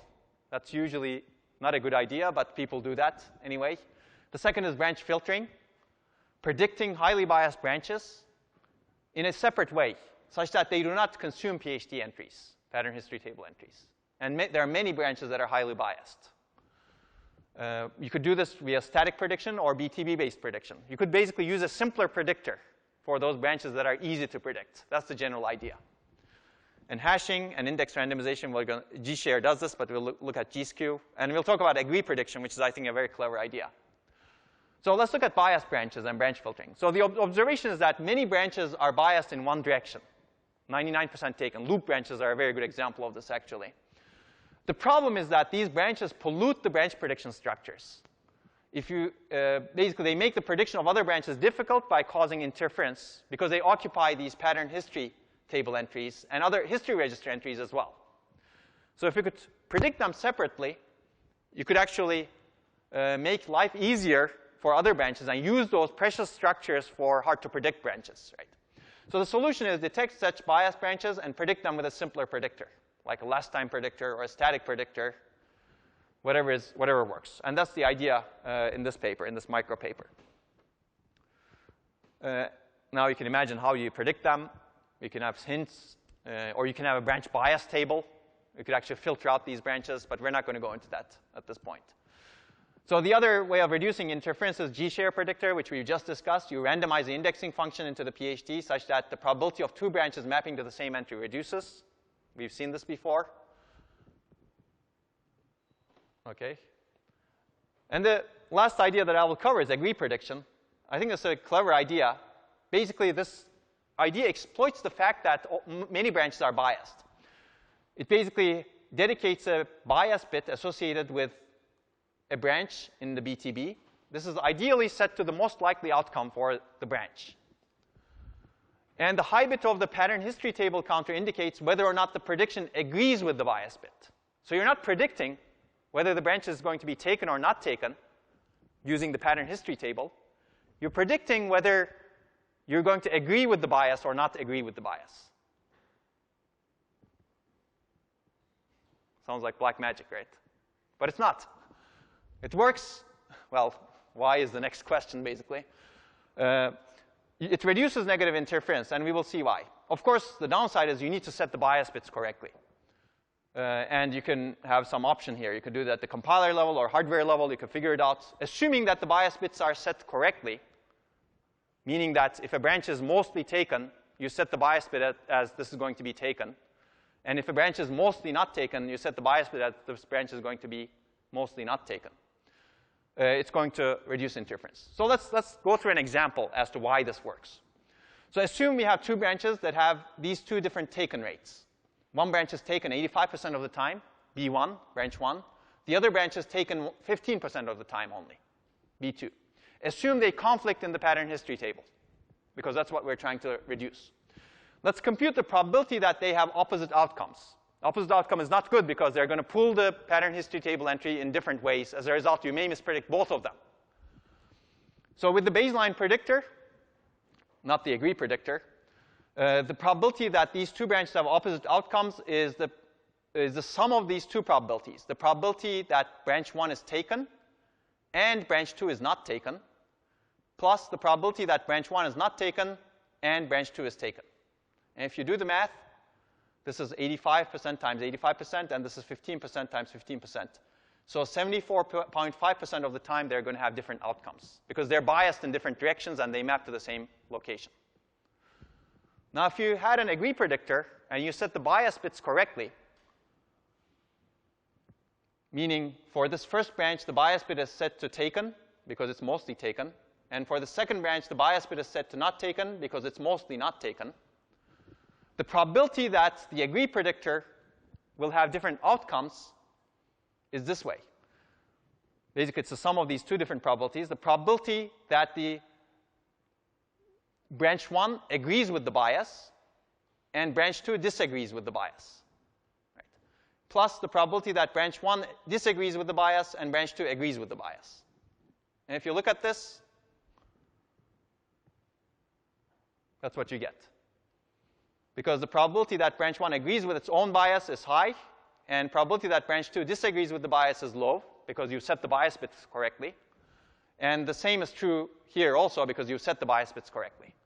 As a result, the probability that you will have opposite outcomes in the same pattern history table entry, which is now tracking whether you agree or disagree with the bias, is much lower than 74.5%. So with this level of indirection, if you will, you're setting the bias bits and you're checking whether you agree or disagree to make the prediction, you can reduce the interference by having very little cost. Because it turns out you may actually need those bias bits for other reason, for a simpler prediction mechanism. OK, so this works because most branches are biased, actually, not 50% taken. Most branches are either very highly taken or very highly not taken. OK, well, this was not the last idea. I guess I lied to you. So this is the last idea, maybe. Let me see, actually. OK, OK, yeah. Well, not fully the last idea, but last idea I'll cover in more detail. So reducing interference has really attracted a lot of attention. This is actually another paper as well as predictor that was used in the alpha 21264, for example. Well, 21364 or 464. Basically, it's a juice cube predictor. And you may have seen something like this in the past from a similar author, the same author. Remember the skewed associative caches? The idea will be similar over here. Basically, the idea is you have multiple pattern history tables instead of a single pattern history table. You index each of them with a different type of hash function. So you have different branches mapping to different indices, hopefully. And the final prediction is a majority vote of the pattern history table entries that you get out of these 3 different tables. Now, this is nice because of this hashing that is done differently for the different pattern history tables, you distribute the interference patterns in a more randomized way. Interfering patterns are less likely to map to the same locations in the different PHTs. And also, there's other benefits because actually it turns out the majority vote gives you better. You get more information because of this hashing. But we won't talk about that because you can actually use more information in this. Of course, the downside is more complexity. Now you have multiple PHTs, hash functions, and a majority vote. Right? Now you can see how people have invested in this structure a lot. OK, so I'll give you a few more techniques to reduce PHT interference very quickly. So one idea was to separate the pattern history tables for mostly taken and mostly not taken branches. Very similar to the agree predictor, but a much more costly solution in a sense, right? It's trying to reduce the interference between most biased branches. And this works also for the same reason agree predictor works. This yet another great scheme predictor. It was called the yet another great branch prediction scheme because people have been working on many branch predictors at the time, even as early as 1998. And the idea here is a little bit like a victim cache, in my opinion. Basically, you use a small tagged cache to predict branches that have experienced interference. So if you keep mispredicting some branches, you put them into a side cache that's tagged with the branch program counter, let's say, Of course, it could be the history also. But it's a very small structure that keeps track of the branches that you keep mispredicting because of interference. And how does it exactly work? You'll have to read the paper. And one of the more sophisticated predictors, alpha EV8 21464 branch predictor, has a lot of design choices, including the G-skew prediction that we've discussed, and a lot of ways of selecting different bits coming from the program counter to minimize the interference that's happening across the bits, across the pattern history tables and global history register. But I'll leave you with that. You can actually read that paper and see the sophistication of it. OK. Any questions on the global correlation? I think I'm done with the global correlation now. Is this interesting? Boring? I love this topic because it gives a great insight into what has gone into optimizing a very particular piece of a modern microprocessor. It's a very particular piece, but it's a very, very important piece, right? It's fetching the instructions. Because whatever you do after that may be useless if you don't fetch the right instructions into the machine. OK, let's go to the next one. The next one is local branch correlation. Basically, a branched outcome can be correlated with past outcomes of the same branch. Not just the 2-bit counters, but much longer histories. And again, from the same paper, if you look over here, this branch is a loop branch. And I'm going to read from here, basically. If the loop test is done at the end of the body, the corresponding branch will execute the pattern 1110 to the n, where 1 and 0 represent taken and not taken respectively, and n is the number of times the loop is executed. Clearly, if we knew the direction this branch had gone on the previous 3 executions, then we could always be able to predict the next branch direction. That's the idea. How do you know where the branch has gone in the previous 3 executions? Well, have a history register that's longer than those 3 executions, right? And dedicate that for the branch, for that particular branch. Basically, to predict a loop branch perfectly, we want to identify the last iteration of the loop. By having a separate PHT entry for each local history, we can distinguish different iterations of a loop. So basically, this is, as you can see, this is the history register. And assuming this is the local history register, these are the different PHT entries you have things mapped to. 1110 maps to here, 1101 maps to here, 1011 maps to here, and 0111 maps to here. And 0111 is the only case over here where you should predict not taken.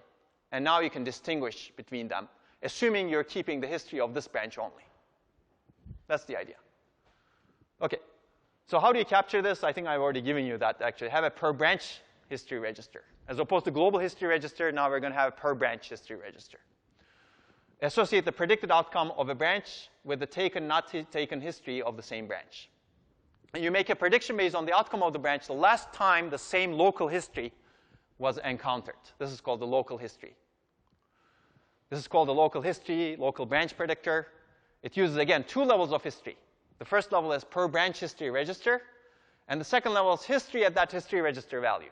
That's the 2-bit counters.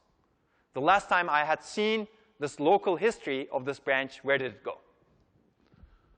OK. The structure is relatively similar, except instead of having a single global history register, now we have many local history registers, ideally each of them corresponding to a different branch. So you have, again, an m-bit history and 2 to the n patterns over here. OK, we select this history register based on the program counter of the branch. So it's basically an index using the program counter, using some of the bits of the program counter. And you get the local history and then index. And we know what this stores. The direction of the branch took last time the same history was seen. OK, so this is hopefully simple by now. And you have all the same issues that we've seen in the global history register. Basically, you can have multiple branches mapped to the same local history over here, so they can interfere with each other. And they can also interfere with each other in the pattern history table. So when you have a structure like this, it usually makes sense to have multiple pattern history tables also for different program counters. Because if you have a single pattern history table, there's a lot of interference across these different local histories in the pattern history table, as you can imagine. OK, so basically what's happening is we've expanded the structure if you have a local predictor. You take the program counter, index this local history register, and using that, you index the pattern history table, which gives you the direction prediction. Okay. Okay, so there's actually a huge design space over here, and this follow-up paper to the paper you're reading, Alternative Implementation of Two-Level Adaptive Branch Prediction, shows you examples of the design space. So branch history register can be global. It can be kept per a set of branches, or it could be local. So it's really a continuum, global versus local. Pattern history table counters can be adaptive or static. We didn't talk about static that much, but you can think that this pattern history table can be populated by the compiler, for example. It would be a terrible thing to do, I think. It's very hard for the compiler to figure these out, in my opinion. But you could imagine that. It's certainly possible. And pattern history table can be global, per set of branches, or per branch. And based on the choices you make over here, you get different types of predictors. So this is the global predictor that we've seen, or GAG. Global branch history register, adaptive entries in the pattern history table, and a global single pattern history table. In Pentium Pro, this was a gap. Global branch history register, this one, and adaptive counters, but you have it was not a gap, sorry, it was a gas. Different pattern history tables for different sets of branches, where the set is determined by bits from the program counter. Now, per branch is usually very hard, right? So you really need to have entries to accommodate all possible branches in the program, which is really, really tough to do. So per branch is hard in general. OK, this is another example. This is per branch. This is a local predictor per branch, but the global pattern history table is global over here. So you have one pattern history table. This is what I mentioned to likely not work very well because you have a lot of interference over here, right, across many branches. So this is another thing that may make sense, although I don't like the P over here. You have basically a per address branch history table, per branch history table. This is like the local that we've seen over here. Yeah, this one. It's adaptive, but you have a per address pattern history table. Well, usually it's very difficult to have a pattern history table for every unique branch, so this needs to be per set of branches in general. So PAS is what's usually implemented, if it's implemented at all. Local predictors are a lot harder to implement, as you can see, because you really need to keep history per branch, right? Any questions? I think I'm done with the local part of it also. Now we're going to become more complex. OK, so can we do even better? People always strive for better. And people realize that the predictability of branches varies. Some branches are more predictable using local history. Some are more predictable using global history. And for others, a simple 2-bit counter is enough. And for others, even that is too much. Basically, a bit enough. So the observation is that there is heterogeneity in the predictability behavior of branches. There's no one-size-fits-all branch prediction algorithm for all branches. And as a result, whenever you see heterogeneity, the idea is to, if you want to get the best of multiple worlds, you exploit that heterogeneity by exploiting heterogeneous branch predictors. And that's the idea of hybrid branch predictors. Basically, most processors use this today. They use more than one type of predictor, multiple algorithms, and select the best prediction for a given branch. For example, a hybrid of 2-bit counters and a global predictor. And that's the paper that you're reading, the technical report, that proposes for the first time. So advantages, clearly, you will get better accuracy if what I said in the previous slide is true. Different predictors are better for different branches. And if you can select which predictor is doing well for the branch that is in question at the moment, then you will get better accuracy. But there's also another benefit. You reduce the warm-up time. We haven't discussed this so far. But it turns out these long history predictors take a long time to warm up. So imagine a history length of 16. In order to even populate the history, you need to see the branch, local history, let's say. You need to see the branch 16 times. But then you may, in order to get effective prediction, you need to see different patterns for this branch. So it's really number of patterns that exist times 16 times, which is a lot. So it may take a long time to warm up a complicated predictor, whereas a simpler predictor warms up quickly. A last time predictor, for example, warms up after the first time you see that branch, right? You've seen it, so you can make a prediction. Warm-up means when can you get a reasonable prediction out of the predictor. So you can actually use a simpler predictor when the more complex predictor is not warmed up. And this actually turns out to be one downside of larger, more complex predictors. Because of the warm-up time, they may not perform well if they're not augmented with a simpler predictor that does the prediction until the more complicated predictor warms up. OK, the disadvantages, now you actually, of course, more hardware, but also a meta predictor or a selector. Which predictor are you going to trust? And you have longer access latency because you're doing more things now. So this is the example branch predictor that was implemented in Alpha 21.264. And this is a picture from the microprocessor report, not this paper, or maybe even this paper, I don't remember. But I think I took this from microprocessor report. Remember, we talked about hybrid cache replacement, which was inspired by this predictor. We called it the tournament selection policy. They called it the tournament predictor at that time. That's why we use the tournament selection policy for the caches also. But basically, this processor had a minimum branch penalty of 7 cycles. And their typical branch penalty was actually much more because of dependencies. It was an out-of-order machine. And they actually used a BTB, 48K kilobits of target addresses. They stored in the iCache. They switched the predictor. They reset the predictor tables on a context switch. And their predictor tables look like this. This is a simple global history predictor, 12 bits, global history register. And you can see that the pattern history table is 2-bit counters. It's very similar to what we've seen before. And the local history table, you can see that they have 1,024 different local history registers, each of them 10 bits. And they use those 10 bits to index a single pattern history table, global pattern history table. So this is essentially a PAG, if you will. And it turned out they made the choice of using 3-bit counters for this pattern history table. And that's how they got the final prediction. And their meta choice selector, which they don't describe in a lot of detail, is they basically use the global history to decide which one to use, which may or may not be a good thing. A lot of people have developed other things later on. Make sense? It's a good example. OK. OK, are we done with branch prediction?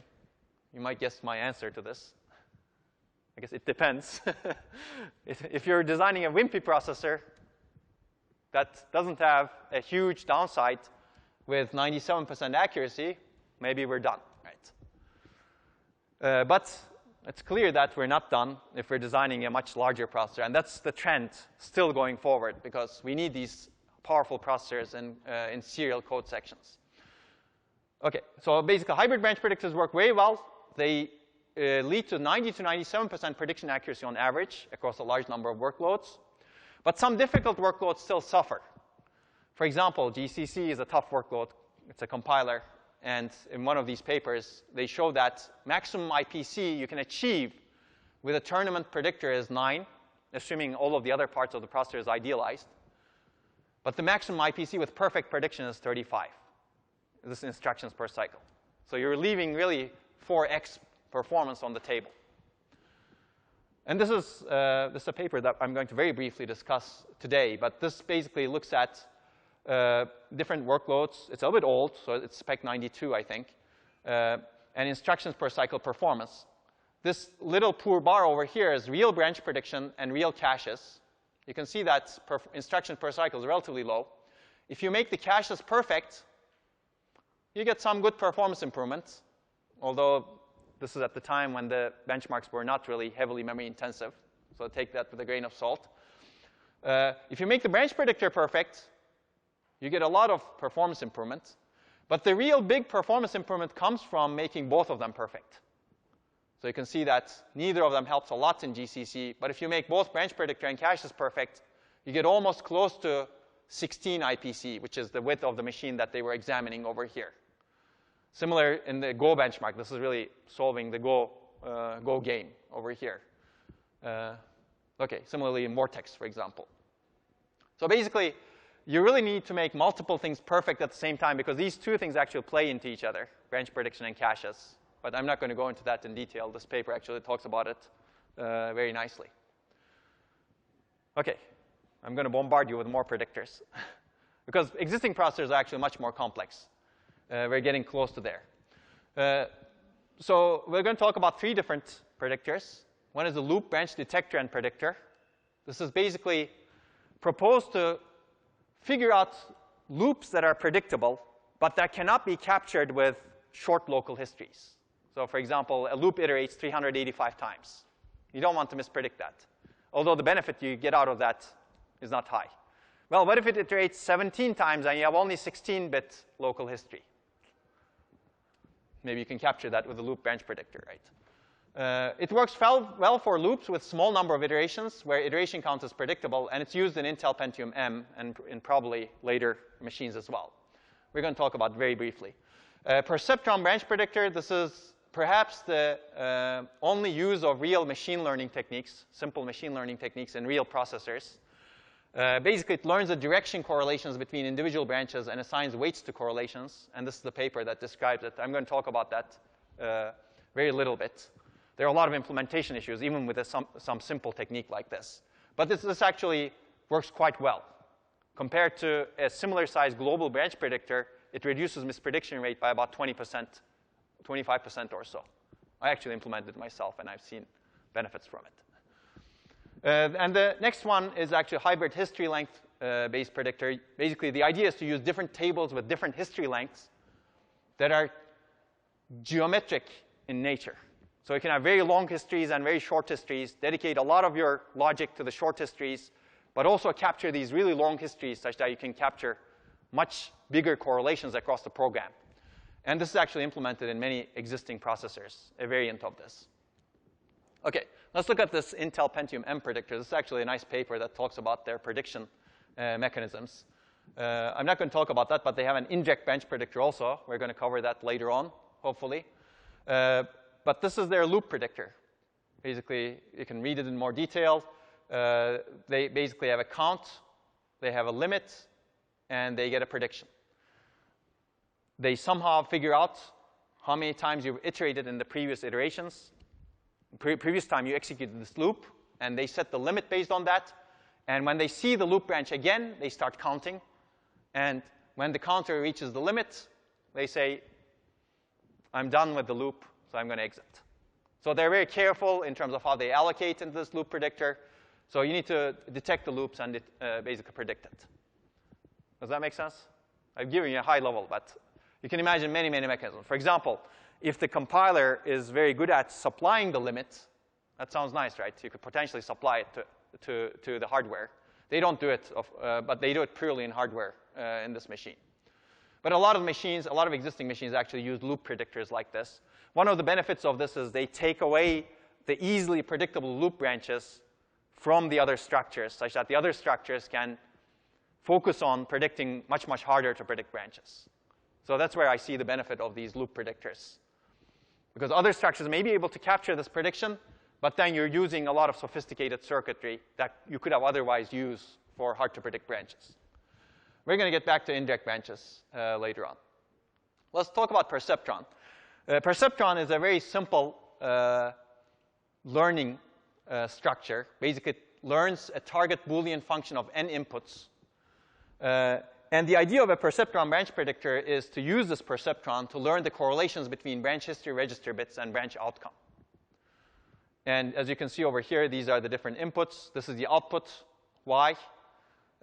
You have weights associated with, assume that these are different bits in the global history register. That's what it was first proposed.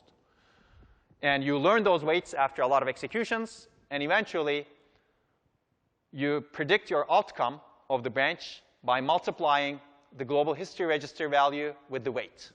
Basically, whether you're taking, whether this global history register bit, it's taken or not taken, whether you're correlated positively or negatively with that taken or not taken direction that's stored in this global history register bit.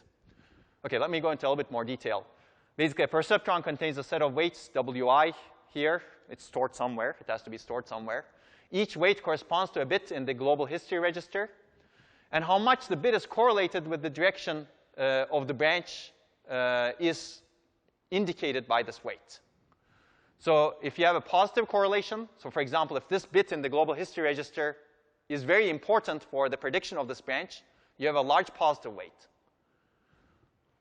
If this bit is negatively correlated, meaning that whenever this branch that's encoded in this bit is not taken, this is going to be taken, or vice versa, this perceptron over time learns that you have this negative correlation. As a result, you get a large negative weight. So that's the idea. Now, we didn't see this in any of the previous predictors, right? We just used the global history register and indexed entries. We didn't try to dissect which of these bits in the global history register is more important for the direction of this branch. That's essentially what this structure is trying to do. Basically, prediction expresses global history register bits as 1 taken and -1. And the prediction, to be able to do the prediction, you take the dot product of the global history register bits and the weights. And if output is 0, greater than 0, you predict the branch as taken. Now, it's a little bit complicated, as you can see, because we also never did dot product computation to predict a branch before. Yes? How are the weights actually calculated? That's right. So you need to read the paper. But basically, this is the training function. It's calculated based on the outcome of the branch, whether the outcome of the branch agrees with the same direction that the global history register bit was indicating. Okay? So it's basically trained this way. But there's also some more, there's also this bias bit, bias weight that is set that indicates the bias of the branch regardless of any of the history. So if a branch is really heavily biased towards not taken and not correlated with anything else, that bias bit accumulates. So there's more to it, so you should really read the paper if you're interested. But the basic idea is, if the branch is going the same way as the bit, then you train it positively. Otherwise, you train it negatively. OK, so I'm not going to go into this in detail. But yeah, I already said that there's a bias weight. This is the bias of the branch independent of the history. And this is the dot product of global history register and perceptron weights. And output is compared to 0. And that's the training function. So both training and also prediction are complex. So how do you do this dot product within a single cycle? It's tough. So actually, implementation of this first paper that came out in 2001 in HPCA didn't talk about implementation. But later, people invested a lot into how to implement this. So you need to do a lot of pipelining. And you need to do a lot of pre-prediction, if you will. Basically, you don't generate the key idea is you don't start computing this prediction function in the same cycle you fetch the branch. You should start computing much, much earlier. And that also poses some problems, right, clearly. What do you start computing without even knowing what you're going to compute? OK, so that's beautiful. That's the beauty of branch prediction, I think.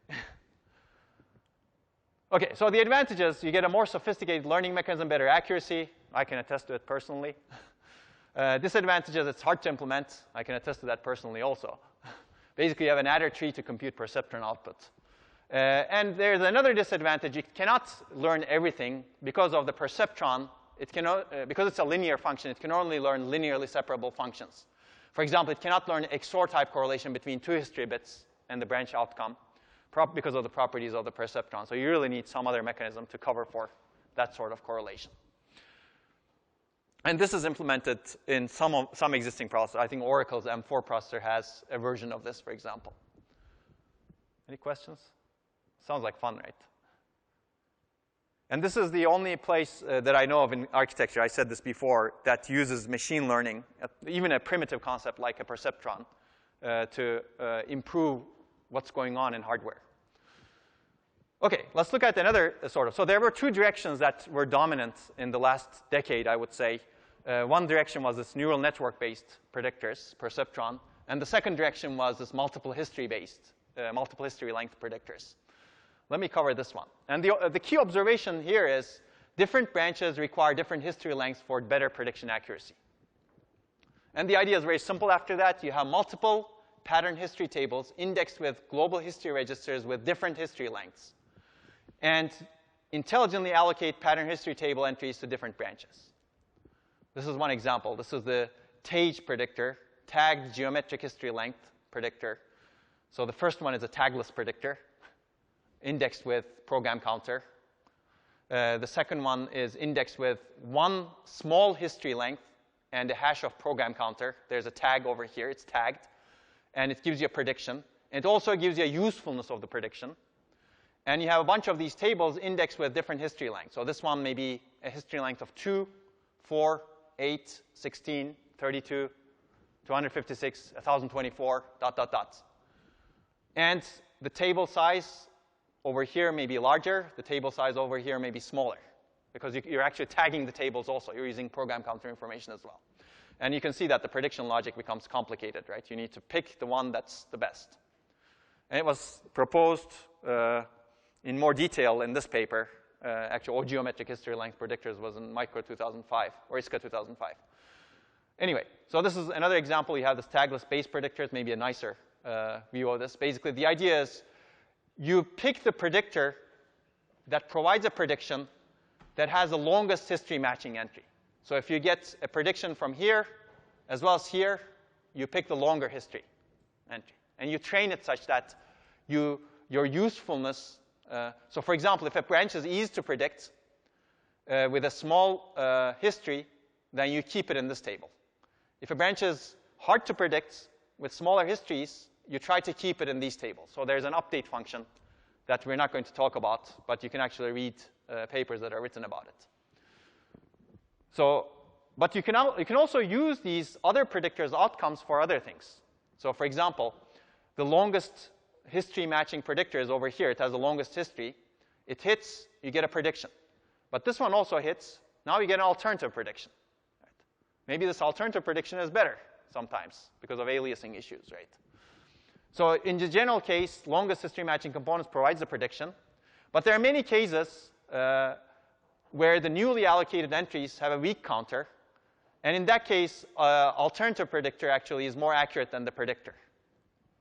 This is the alternative predictor where you also hit, and this is the predictor where you hit as well. So in many cases, you may want to use outcomes from these predictors. And the key question is, how do you actually figure that out? I'm not going to go into the detail of this, just to show you that it's not easy. Basically, you have a 3-bit prediction counter. This is one example. And was the entry recently useful is something you can track of. Useful meaning it was accurate and it was good. And you also have a tag in this entry. So this is a form of confidence in the prediction. I'm going to talk about confidence in a little bit. Basically, how confident is this particular table in terms of its prediction based on what it has provided in the past? So you don't keep track of only the prediction, but how confident or how useful is the prediction. OK, so state of the art is actually published in this branch prediction championship that's held every other year. I'll give you the state of the art, at least in published literature, very quickly. Basically, it's based on this stage predictor. This is supposed to be the predictor that has the smallest number of predictions on some workloads. We have this geometric history length predictor that's tagged, like what we've seen. And you use PC and global history to access it. You get a prediction and confidence. And in not all cases, you're correct. So there's a statistical correction mechanism that this uses to correct the prediction. So for example, if you're low confident and if your history says that you're not going to predict it correctly, you correct it statistically. Now, this may not be very satisfying to you. If it's not satisfying, you should go and read the papers. And you can actually read the code as well. So you can see that this is where things become a little bit more like black art. Because clearly, there are many, many factors that are happening over here that causes this predictor to mispredict. How do you correct that prediction over here? And there's also a loop predictor over here that tries to get rid of those loops such that you don't pollute this predictor over here.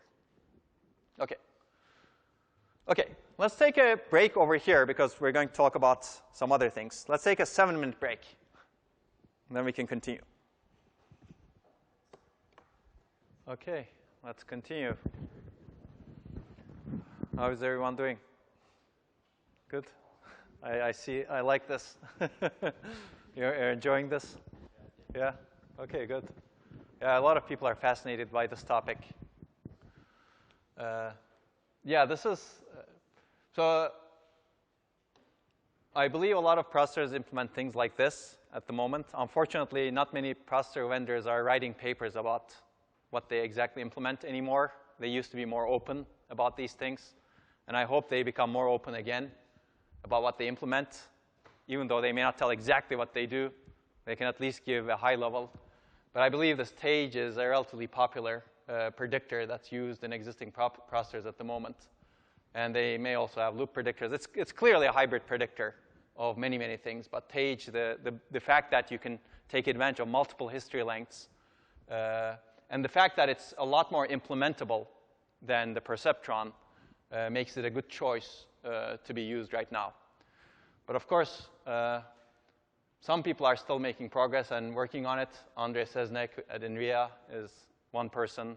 Daniel Jimenez is another person. They're like competitors. And not many people are working on it at the moment, frankly, because it's a really tough problem. People have raised the bar quite a bit. OK, let's talk about another direction before we move into some familiar directions also.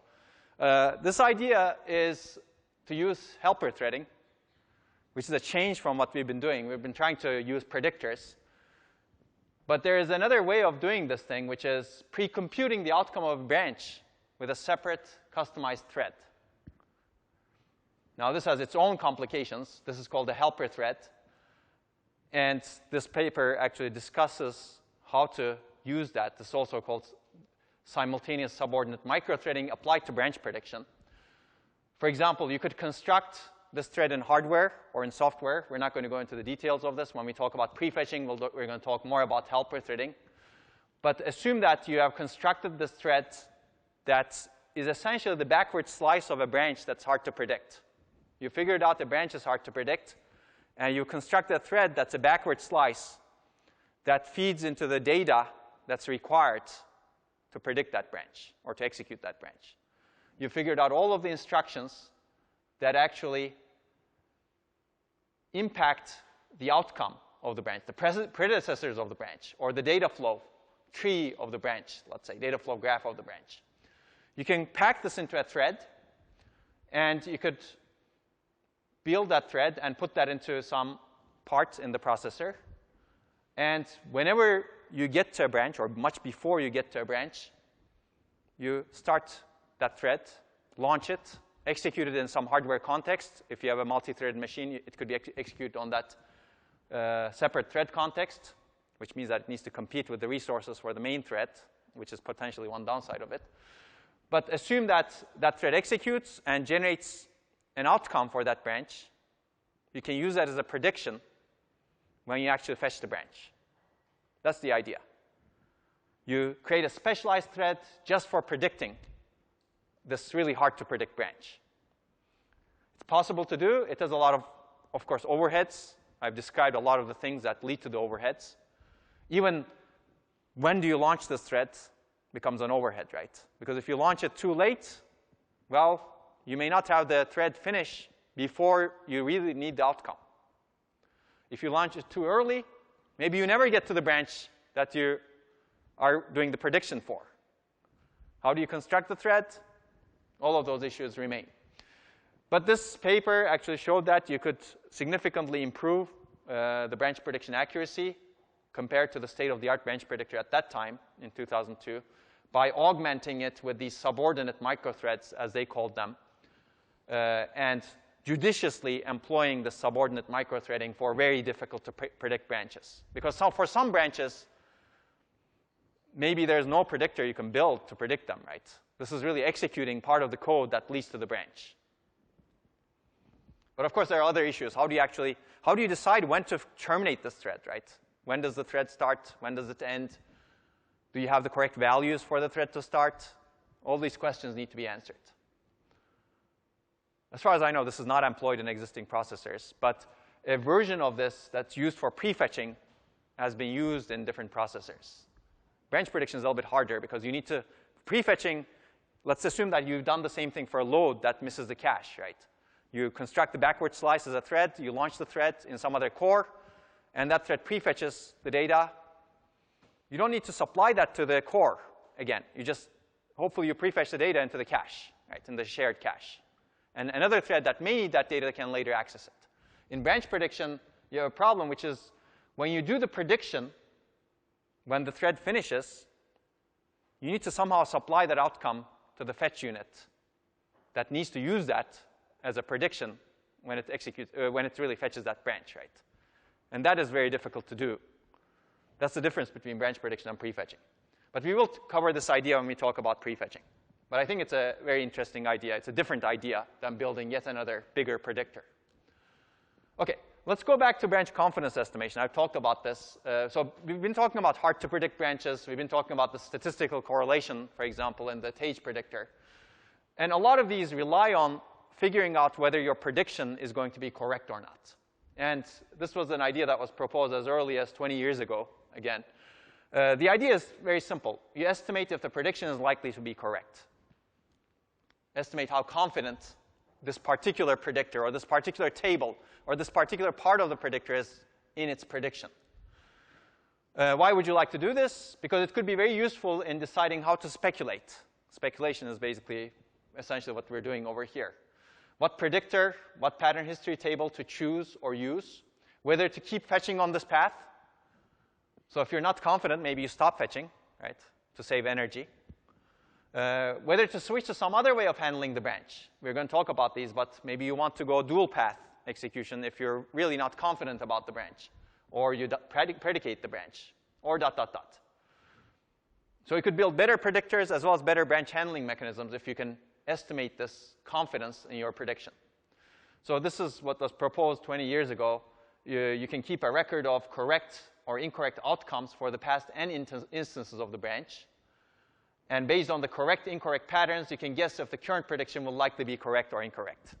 Basically, you're again using different information as a sanity check for the predictor. Of course, other people have developed techniques later that take into account more information to try to make this confidence estimation better. But we're not going to talk about that. One example application of this is pipeline gating. This was proposed to save energy in this paper. The idea is you keep track of how many low confidence branches you've fetched.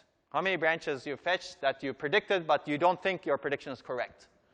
And if you have some number of branches in the pipeline that are low confidence, the likelihood that you're on the wrong path is going to be high. And the idea is, if that is the case, gate the fetch, stop fetching more branches, more instructions, such that you can save some energy. It's a reactive mechanism, of course, but it turns out it can save some energy. Make sense? So confidence could be used for this purpose, for example. Another application is what we've discussed earlier, the statistical correction of the prediction. It requires some confidence. If your confidence is very low, you look at some other thing and you try to correct the prediction that you made that you think is low confidence at that moment. So you can build a better predictor using this information. Okay. I think I'm done with most of branch prediction, although that's again a small lie. I'll talk very briefly about it because it's impossible to talk about white fetch engines without talking about branch prediction. Any questions so far? Now you're up to the state of the art in branch prediction. Okay, let's talk about some issues in fast and wide fetch engines, because branch prediction problem is part of it, and it plays intimately to building a wide and fast fetch engine. So we've talked about the depth and the width of the pipeline, but as the width of the pipeline becomes larger, branch prediction becomes also important for the reasons that I'm going to discuss. So actually, in existing processors, branch prediction is not enough because complex branch prediction can take too long, too many cycles. Even looking up the bits can take too long.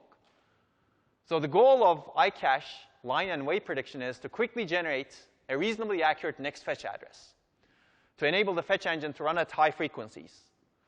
And later, you can override this quick prediction with more sophisticated prediction. So most processors employ this line and way prediction. And the idea is basically you get the predicted next cache line and way at the same time you fetch the current cache line. You basically predict that information. So one example mechanism is in alpha 21264. So this doesn't mean that you fetch the current next cache line. I should really rephrase that. You really predict the next cache line and way so that you can fetch it in the next cycle.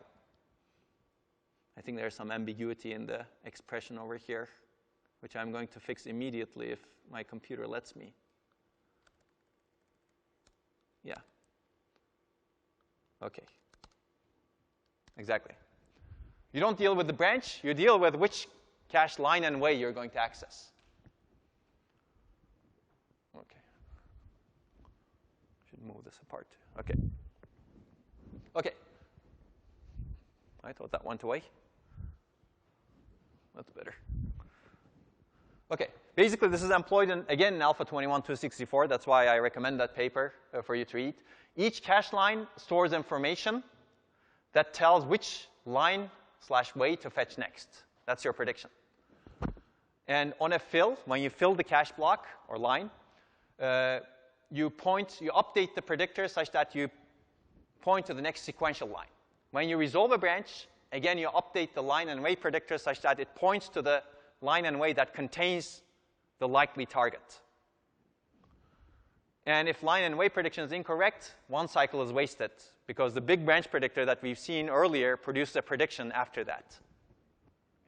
So basically, this is the tight fetch loop that we have in alpha 21264 that had 500 megahertz at that time. That's the reason why we have it.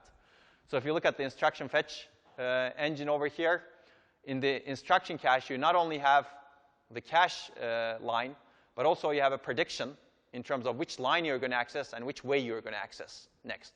Line is essentially the index as well as the way. Right? This could also be called set in this case. In fact, in one of the slides, they probably say a set. OK, basically, the reason, as stated over here, is the line and way prediction, wraparound path on the side over here, provides a fast instruction fetch path that avoids common fetch stalls when the predictions are correct. Right. And if this is incorrect, then you actually need to use the existing predictor, the big predictor. OK, so you can see it over here also. So there are two paths. You can see the branch predictor, which generates a prediction later, and the line and set prediction, now they call it set prediction. Basically, the line you're going to access prediction has another entry into this mux. And if this is correct, then you don't need the prediction. But if this is incorrect, then you need the prediction. OK, any questions? OK, so white fetch is fetching multiple instructions per cycle. That's obvious. There are many ways of getting white fetch. Superscalar engines is an example. Very long instruction word engines is another example. We've covered it in digital circuits. So if you want to brush up on VLIW, you can watch that lecture. SIMT is really another example of white fetch, actually, although it's done in a very efficient way. You're fetching the same operation only once and applying it to many, many things. And all of the white fetch engines suffer from the branch problem in different ways. How do you feed the white pipeline with useful instructions in a single cycle? What if there's a taken branch in the fetch packet? Fetch packet is basically what you fetched. And what if there are two questions. What if there's a taken branch? You fetch something, but you have a taken branch. Are you going to waste all of that? And what if there are multiple taken branches in the fetch packet? Now you have another problem over here. So there are two key problems over here. One is the alignment of instructions in the iCache, apart from the branch prediction problem, of course. What if you don't have enough instructions in the cache line to supply the fetch with? Assume you want to fetch 16 instructions, and your cache block doesn't contain all of the 16 instructions that you want to fetch, because you may start in the middle of the cache block. How do you solve that problem? You may start at the end of the cache block, right? The starting point of the address may be at the end of the cache block, and you want 16 instructions, but you have only one instruction at the end of the cache block. We're going to talk about that. And the second is fetch break. Basically, you have branches present in the fetch block. Fetching sequential instructions in a single cycle is easy, but if there's a control flow of instructions within the n instructions, you don't know the direction of the branch, but you need to fetch more instructions. So your fetch is broken. And both of these can cause effective fetch width to be less than the peak fetch width. So you may design a processor to fetch 16 instructions per cycle, but you may be getting 2 instructions per cycle. So let's look at the alignment problem a little bit. Basically, the first solution is using large cache blocks. You can have a huge cache block, 1,024 bytes, and hope that the n instructions you're fetching are contained in the block. But as we've seen, large cache blocks have their own downsides, right? This may not be a good idea. And you still have the possibility that the thing that you're fetching is almost at the end of the cache block, right? You may not get the full fetch width. So people have developed the idea of split line fetch, which is used in many processors. If the address falls into the second half of the cache block, let's say, fetch the first half of the next cache block as well, automatically, so that you can fetch enough instructions. You can get enough instructions. This is enabled by the banking of the cache. Remember banks. And it allows sequential fetch across cache blocks in one cycle. So bank 0 supplies the cache line that you requested, and the other bank supplies the next cache line, next sequential cache line, such that you can get both of these cache lines and you can construct 16 instructions out of them. And this is used as early as Pentium and AMD K5, the old processors. How many of you know about AMD K5? No? Okay, these are the good old times. Okay, so a split line fetch pictorially looks like this, basically. Basically, you have 2 banks in your cache. That's one example. And consecutive cache blocks are allocated in consecutive banks. So if you're fetching these instructions, A, B, C, D, E, F, 6 instructions per cycle, bank 1 supplies the first cache line where A and B happen to reside, and bank 0 supplies the next cache line where C, D, E, F happen to reside. And that's all. You basically get both of the cache lines, and you need to do something to it, which means that you need to align things now, right?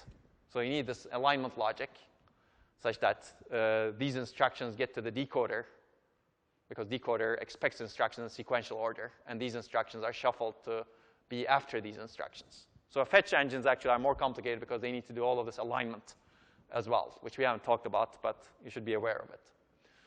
So other complications arise. Even if your branch prediction is perfectly correct, you need to do alignment. Basically, this is one example of a set of basic blocks, let's say, or instructions. And you may have short distance predicted taken branches. Predicted taken branches always cause issues. If it's predicted not taken, that's good, right? Because everything is sequential. But if it's predicted taken, let's look at this case. In the first iteration, when you execute it, branch B is taken to E. So you really need to get A, B, E, F into the processor.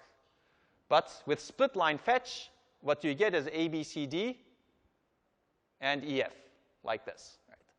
So you need to have logic that not only aligns these correctly, you need A, B, but nullifies C and D, because you predicted this branch to be taken, and puts E and F in the right position, such that you can decode it.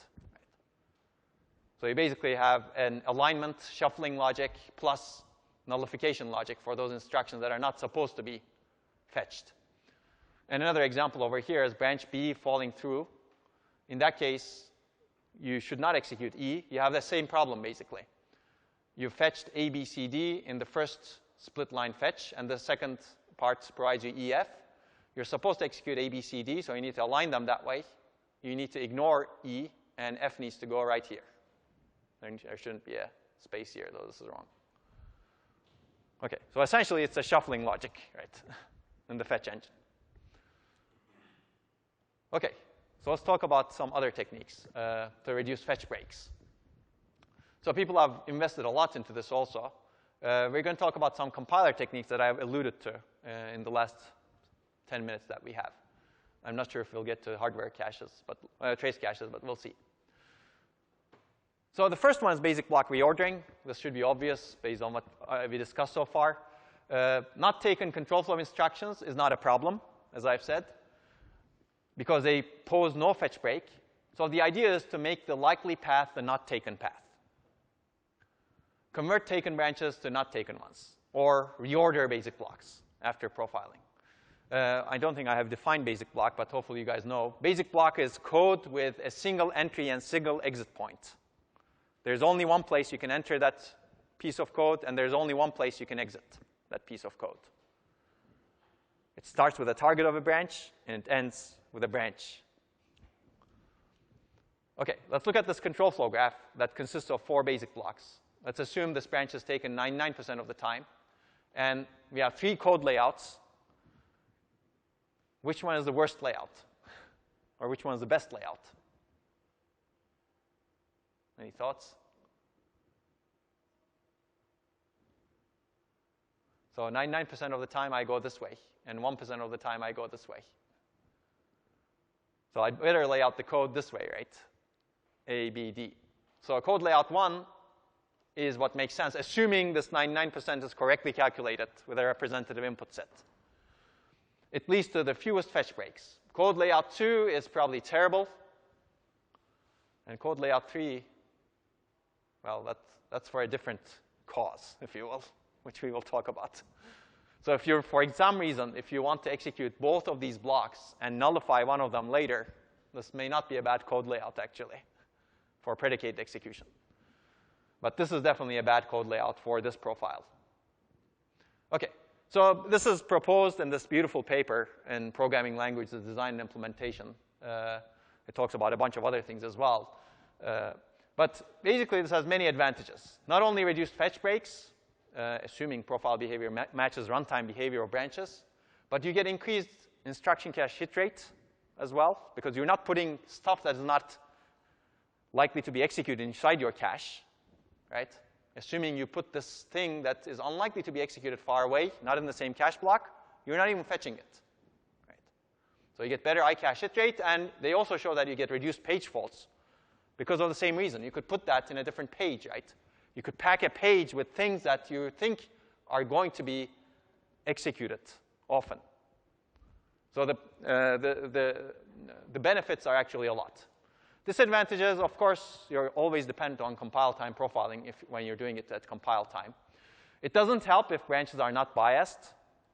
But we know that most branches are biased, so most of the time you can do this. And it requires recompilation, right? By the way, these code optimizations were employed, and similar code optimizations were employed at Microsoft while I was there. And they significantly improved the performance of a lot of the workloads that they were executing. So the tools that were able to do this automatically were released. And as a result, the performance of many, many workloads improved significantly. So these are actually used in practice in software companies that care about performance. OK, let's look at another idea. So this is basic block reordering, right? We've just reordered the basic blocks. We have not combined them. We have not done something fancy with them. We're going to build and try to do something fancy with things. So the idea of superblock, this was developed to do code optimizations, actually. And the idea is to combine frequently executed basic blocks such that they form a single entry, multiple exit, larger block, which is likely executed as straight line code. Basically, we have this code. This is the baseline code. And it turns out, if you can read this, this is 90% taken. This is 90% taken this way. This is 90% taken this way. And this is 99% going this way. So we have a loop over here. 99% you're taking this edge. And internally, all of these edges are taken 90%. And it may be 99% also. So this is the frequently executed path of basic blocks. Now, this is called a trace, actually. Trace is a dynamic sequence of instructions. And this is a frequently executed trace. Now you can do code optimizations here. Now the problem over here is this is not perfectly. You could lay this out to be sequential, which is fine based on this previous paper that we've discussed. But superblock goes one more step. It says, I don't want this not only sequential. I don't want even these edges coming into it. I don't want another entry point to this frequently executed block, which I will call superblock. So what I'm going to do is I'm going to duplicate the tail that these things are entering to, create another basic block, f prime, and ensure that these side entrances are eliminated. So there's only one entry, which is this part, to this larger superblock, and there's only, there could be multiple exits, but there are no side entrances. You enter only from one place. Now, this enables some code optimizations. So this helps white fetch, clearly. This is all sequential. And it enables aggressive compiler optimizations and code reordering within the superblock. And I'll give you an example of this. Now, if we have time, we will cover static scheduling but later in this course, but it may be unlikely. This will hopefully give you a glimpse of it. Now, the downside is, clearly, in order to get rid of these side entrances, we have created more code. Clearly, we're profile dependent. If this profile is 10%, 10%, 10%, optimizing the code and increasing code size may not make sense. And clearly, this requires recompilation again. OK, so let's take a look at the superblock formation. This is our control flow graph. And you find the frequently executed path. There are profiling methods that are developed for this, which we're not going to go into. And basically, you lay out the data, lay out the code such that this is all sequential. At this point, it's not a superblock because there are side entrances, as you can see. It's really a trace at this point. You can schedule it also, but again, we're not going to talk about that. What makes it a superblock is eliminating those side entrances. So these side entrances coming from D and C are eliminated by moving those side entrances to another block using tail duplication. Basically, tail duplication is the duplication of basic blocks that come after a side entrance. They used to enter into F. Now you make them enter into some other F by duplicating the code. Now this transforms this trace into a superblock. Now let's see one advantage of it with very, very simple code without even branches over here. But you can imagine that there are branches here, right? So we have this 3 instructions, and this branch, invisible after this instruction, is taken 99% of the time. This branch is taken 1% of the time, and then you go back in. This is the original code. After superblock formation, this is what you have, right? You basically duplicate this instruction. You duplicate the tail.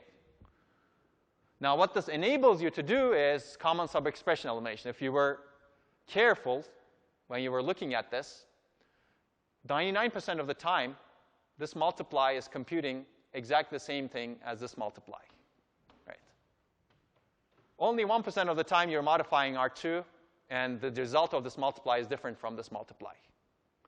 If you had a superblock over here, if you got rid of the side entrance and really took it off the side, if you will, what you could do over here is common sub-expression elimination, which is you've already computed R1 over here. You just move R1 to R3. So you got rid of this expensive operation multiply and converted it into a move. This is not possible if you had this side entrance. And that's the benefit of getting rid of the side entrance from the code so that you can optimize the code nicely. The disadvantage, of course, well, we've already seen your code size increases. But hopefully, with good code layout, you move this into some other page, right? Assuming this is correct, right? 99 versus 1, or some other part of the same page.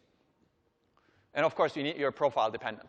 So if this turns out to be 1% and this turns out to be 99%, too bad. OK, I think this is a good time to stop. Any questions? Burning questions?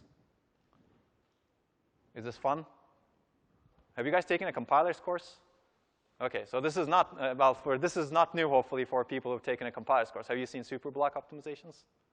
Yeah, we did code optimization. OK, yeah. So this, if you really want to learn a lot more about this, you should really take a backend compilers course. If you have time later in the semester, I will talk about static scheduling. So this is especially useful for VLIW processors, for example. But it's used, I mean, these are used actually in GCC, for example. GCC forms superblocks. And many compilers that are good form superblocks also. OK, let's stop here. I'll see you tomorrow.